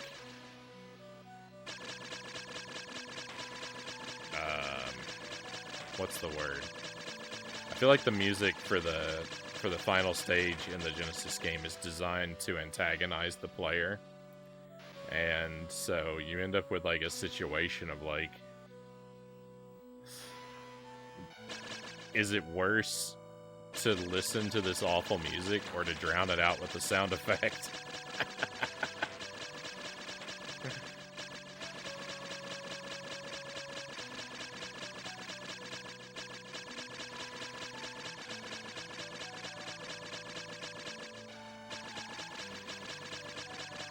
But yeah, I gotta fire all the time because I don't know where the enemies are placed at specific locations. You could theoretically memorize where they are and when they come in, and then you could fire like the minimal necessary shots, but there's no way I'm gonna do that. Firing all the time is the only viable option. It's hard enough just to try and remember the path through the obstacles, since it's so random and arbitrary where the camera's gonna move and how it's gonna move around the environment.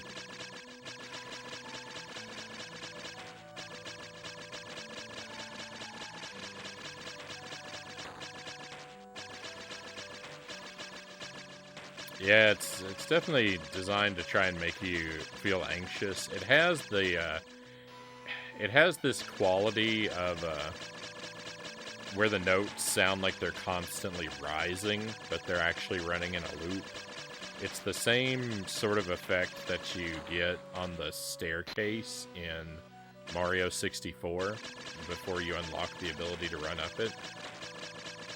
I don't remember what the term for it is, but yeah, it's like a rising loop of notes that never resolves. It's not like as straight as... It's hard to remember. I don't think the effect is as straightforward in Echo as it is in the Mario 64 example, but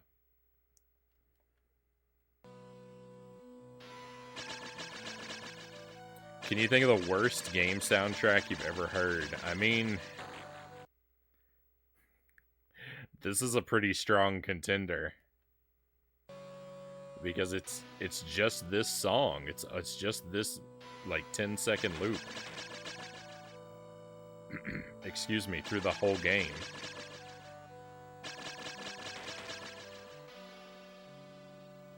Like that's pretty bad.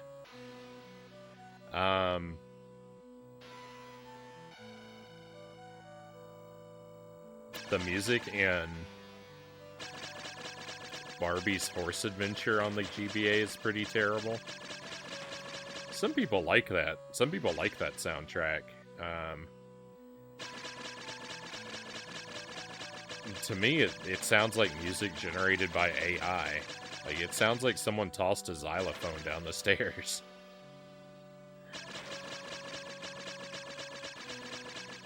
So, I wouldn't say it's the worst, but it's pretty bad.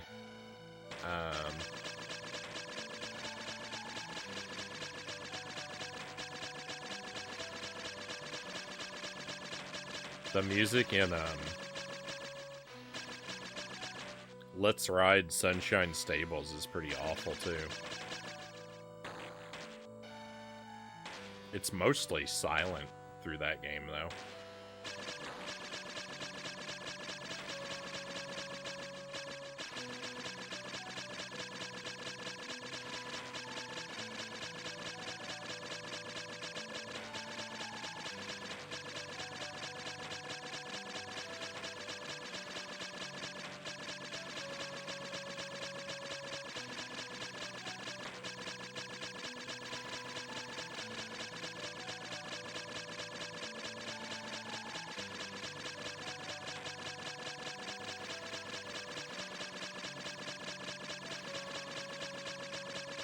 The music term I was thinking of is shepherd's tone. Thank you, Aces. The Digimon GBA games sound pretty bad. Haven't tried those yet. How dare you disparage silence? Did I?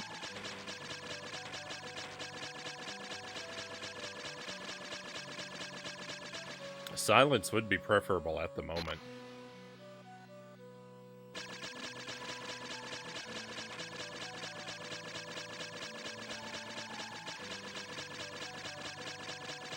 I guess I have tended to complain about lack of music, and I really shouldn't. I I should remember to be grateful for silence when stuff like this is the alternative.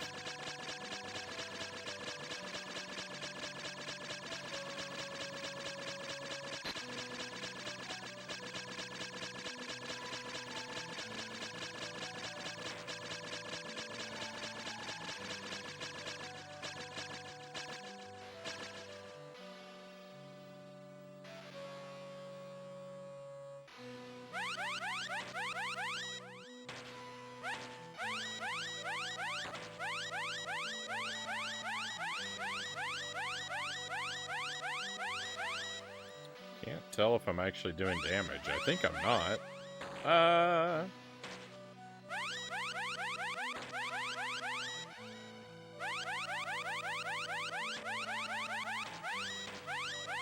Like, it's bad enough if you just have the monster to deal with, but then all this, like, trash coming in from the sides all the time?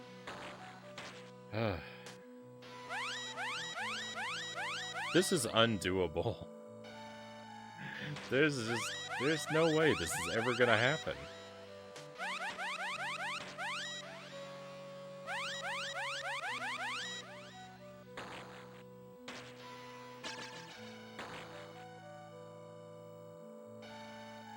Oh, thank goodness. At least we went to the stomach. Here's another feature of the game you might not have caught. That one level I was stuck on the machine. There are 2 last levels. This is an optional alternate last level. When you play the game, you play through all the levels, you get up to the machine. When you get to the boss, if you die to the boss, you have to go back and repeat the machine. Unless you die in a specific way to the boss. If the boss eats Echo, then you don't go back to the machine, you go to the stomach. And if you beat the stomach, you go back to the boss. It's so weird. On my Genesis playthrough, I never even found this level. Hey Jay, welcome in. There's a password here. There's a password for the stomach. We started off with it. There's not a password for the boss, though. I mean, there is, but the game doesn't give it to you, so it's a cheat.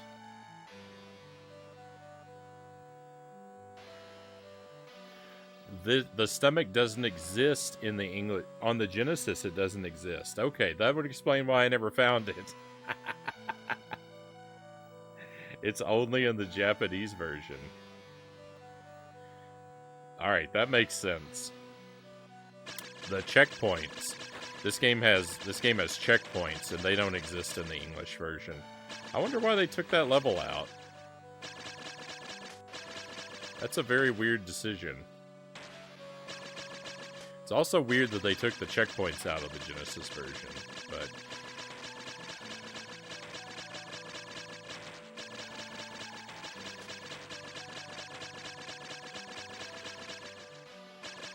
I don't know. Who can comprehend the workings of such boundlessly evil minds as the ones that created this game?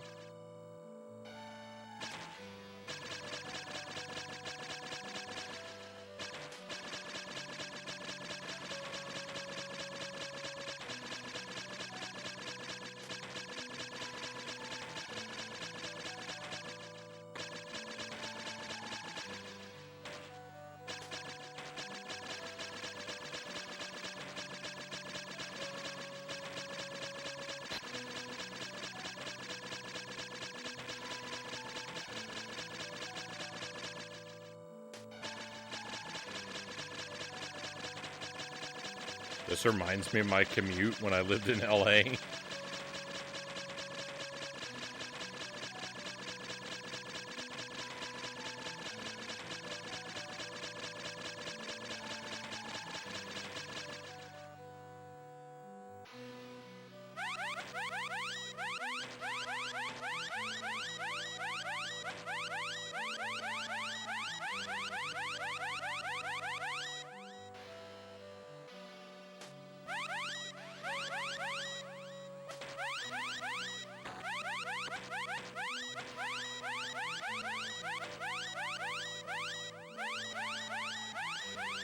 No!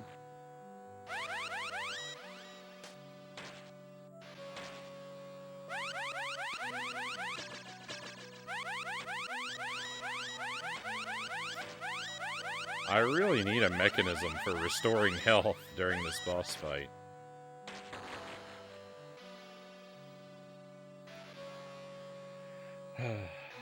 I was really hoping to go back to the stomach.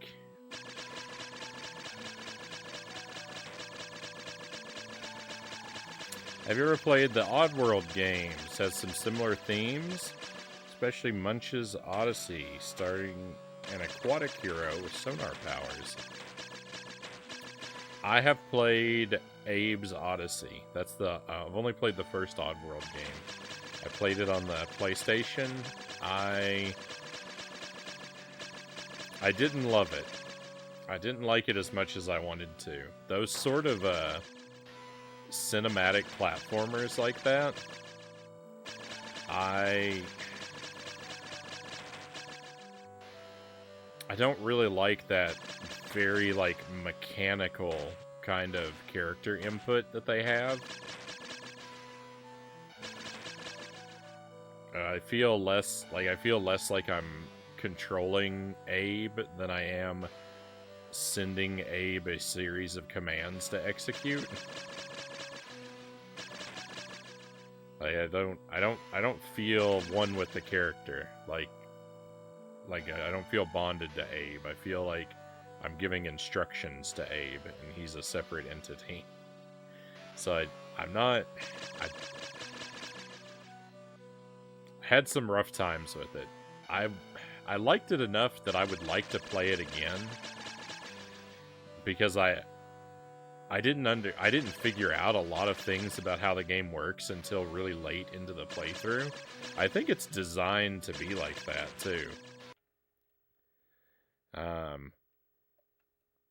I think they intend for you to not figure out a lot of core mechanics until late in the game.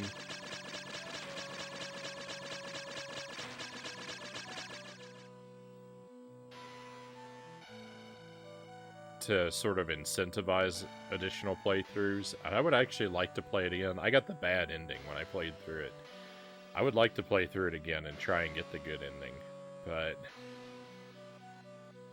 yeah, I don't hate the game. I know I sound very unenthusiastic about it. I just didn't like it as much as I hoped I would.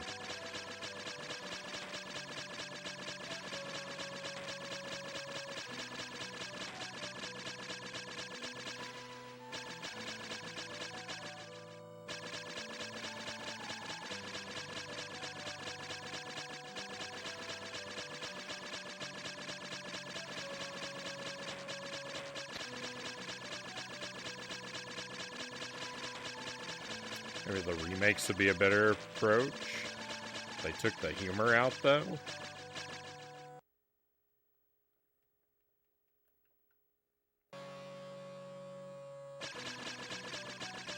I had some really good moments with Abe's Odyssey, though. Like, there's a prank that they play on the player at one point where they trick you into standing still by getting you to read some really slow moving text, and what the text is saying is telling you to watch out for an enemy that's slowly creeping up on you while you're reading. I fell for that trap. That was a pretty good moment of the game. And when I figured out that Abe can like psychically possess enemies, like that was really late into the game that I even learned that that's a thing that you can do. That like completely blew my mind when I discovered that. I could not believe it.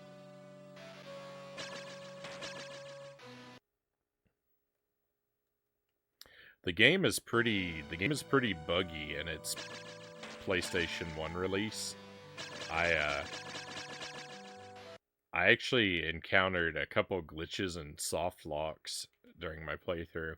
If I hadn't been if I had been overwriting my saves as I went, I would have been, my playthrough would have been destroyed because of the some of the bugs in the game.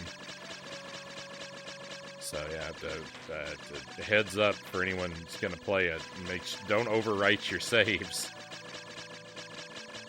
or don't overwrite all of them, because you can get soft locked because of the bugs pretty easily. Hey, Scrolllock, welcome in. How is pain? It's nothing but pain all the way down.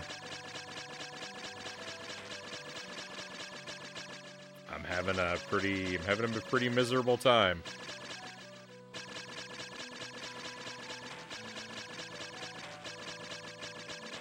We're coming up on 8 hours sunk into this level. I think the next time I get to the boss, I'm gonna make one more attempt at the boss, and we're gonna call it quits.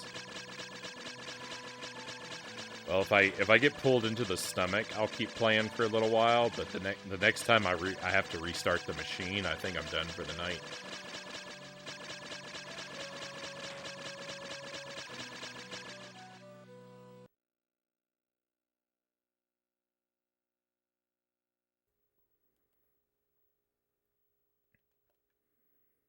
That definitely sounds like pain.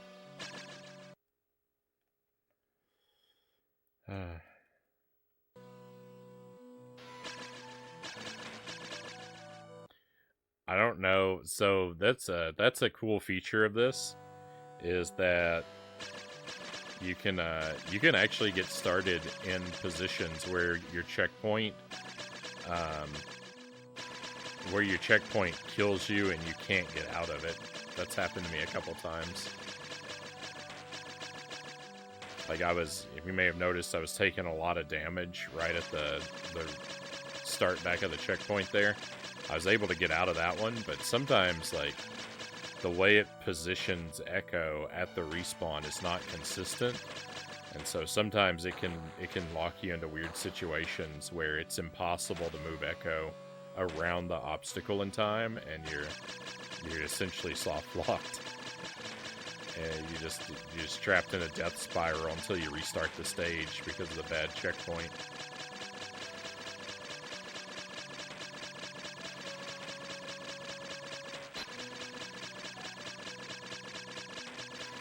You do have restart as an option, and you don't lose a whole lot, but, you know, it's still pretty terrible that it happens anyway.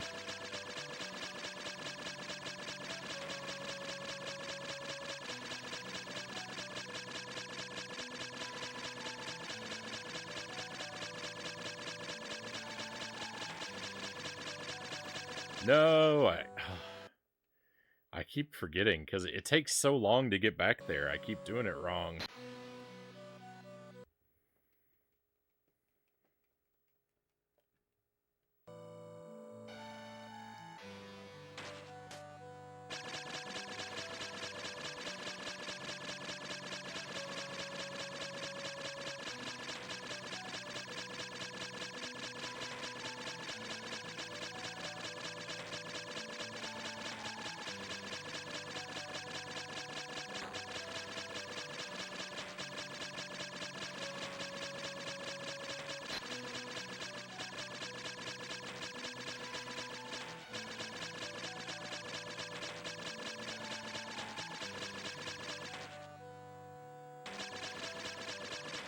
What was that? I'm not sure what that's in reference to.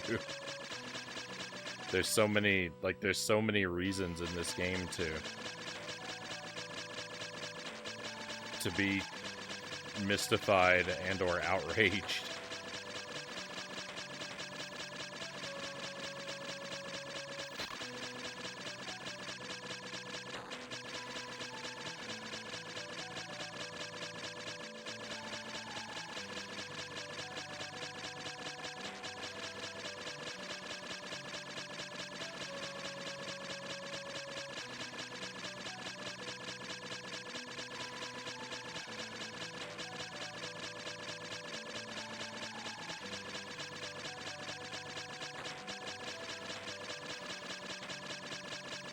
At this point, everything.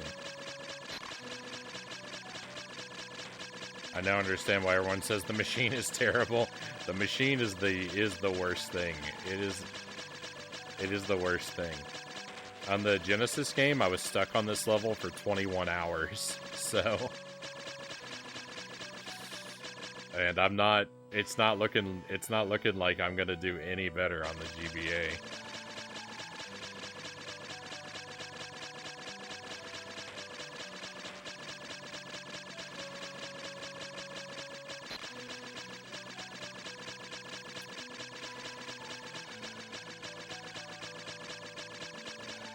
No, this is the Game Boy Advance port.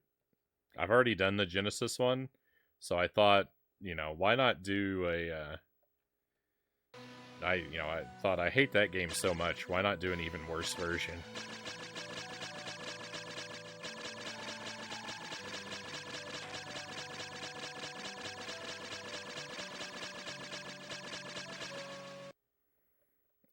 Heading off to work.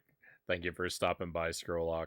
Have a smooth and productive day at work, and be well until I get to see you again.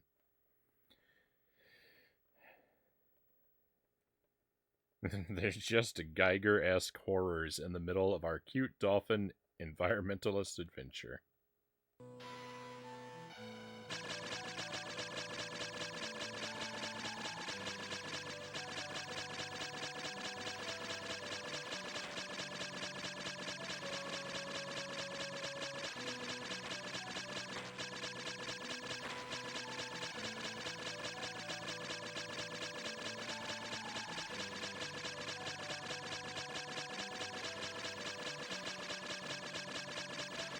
I feel like I've set some kind of record for most time spent on this level without beating the game. I can't imagine too many people have gotten here and gotten stuck for as long as I get stuck when I get here.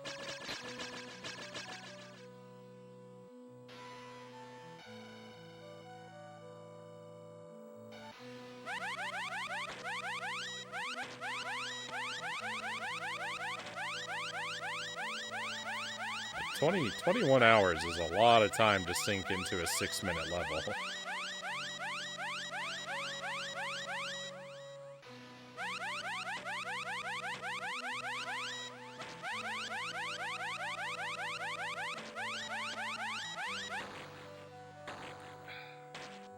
Just look, all my health annihilated in 1 second. Alright, well, we're done with this.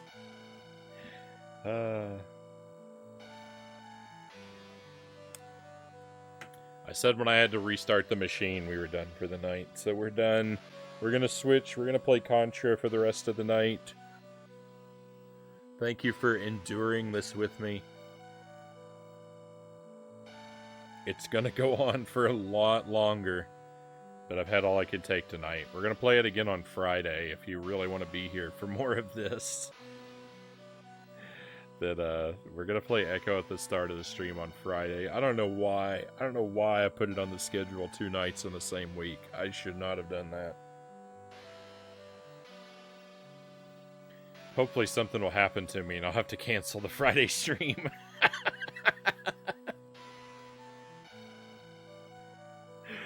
Hopefully I'll have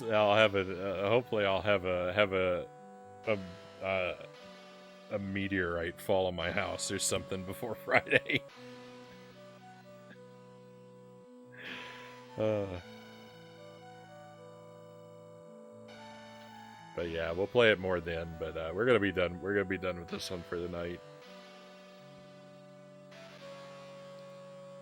Very busy day. Again, if I'm lucky, I'll start tomorrow with less orders than I'm starting with today, Scurlock says. But I've got someone helping me now. Orders to prepare for shipping. See ya. See you around, Scurlock. Unfortunately, I don't think I'll be able to make Contra. It's time for me to head off to bed, Cal says. You were here for all of the awful stuff, Cows. I'm sorry to do that to you. Thank you for sticking with me, though, my friend. I hope that you sleep well. Don't have dreams of this game. and have a great tomorrow, cows. We're gonna have fun tomorrow night. We're gonna play some Aladdin games tomorrow. It's gonna be a lot of fun. We're probably gonna start the night with the Super NES game, and then I imagine we'll do Super NES and then Genesis. And if I can beat the Genesis game, then we'll play some of the Game Boy games too. There's like an Aladdin on Game Boy, and one on Game Boy Advance. There might even be a Game Boy Color one. There are a couple. There might not be an original Game Boy. I don't remember. There are a couple Game Boy ones though, and I'd like to play those too. So that's what we're gonna do tomorrow. Sticking around for the terrible bits is half the fun, Cow says. I am very grateful that you feel that way, Cows.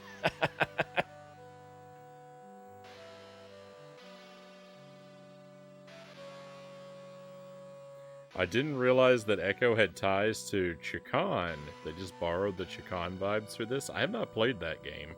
I'm interested to check it out. Chikan the Forever Man. I have it in my collection, but haven't gotten around to it yet. All right, so let's we're gonna switch games. So I'm gonna cut the VOD here.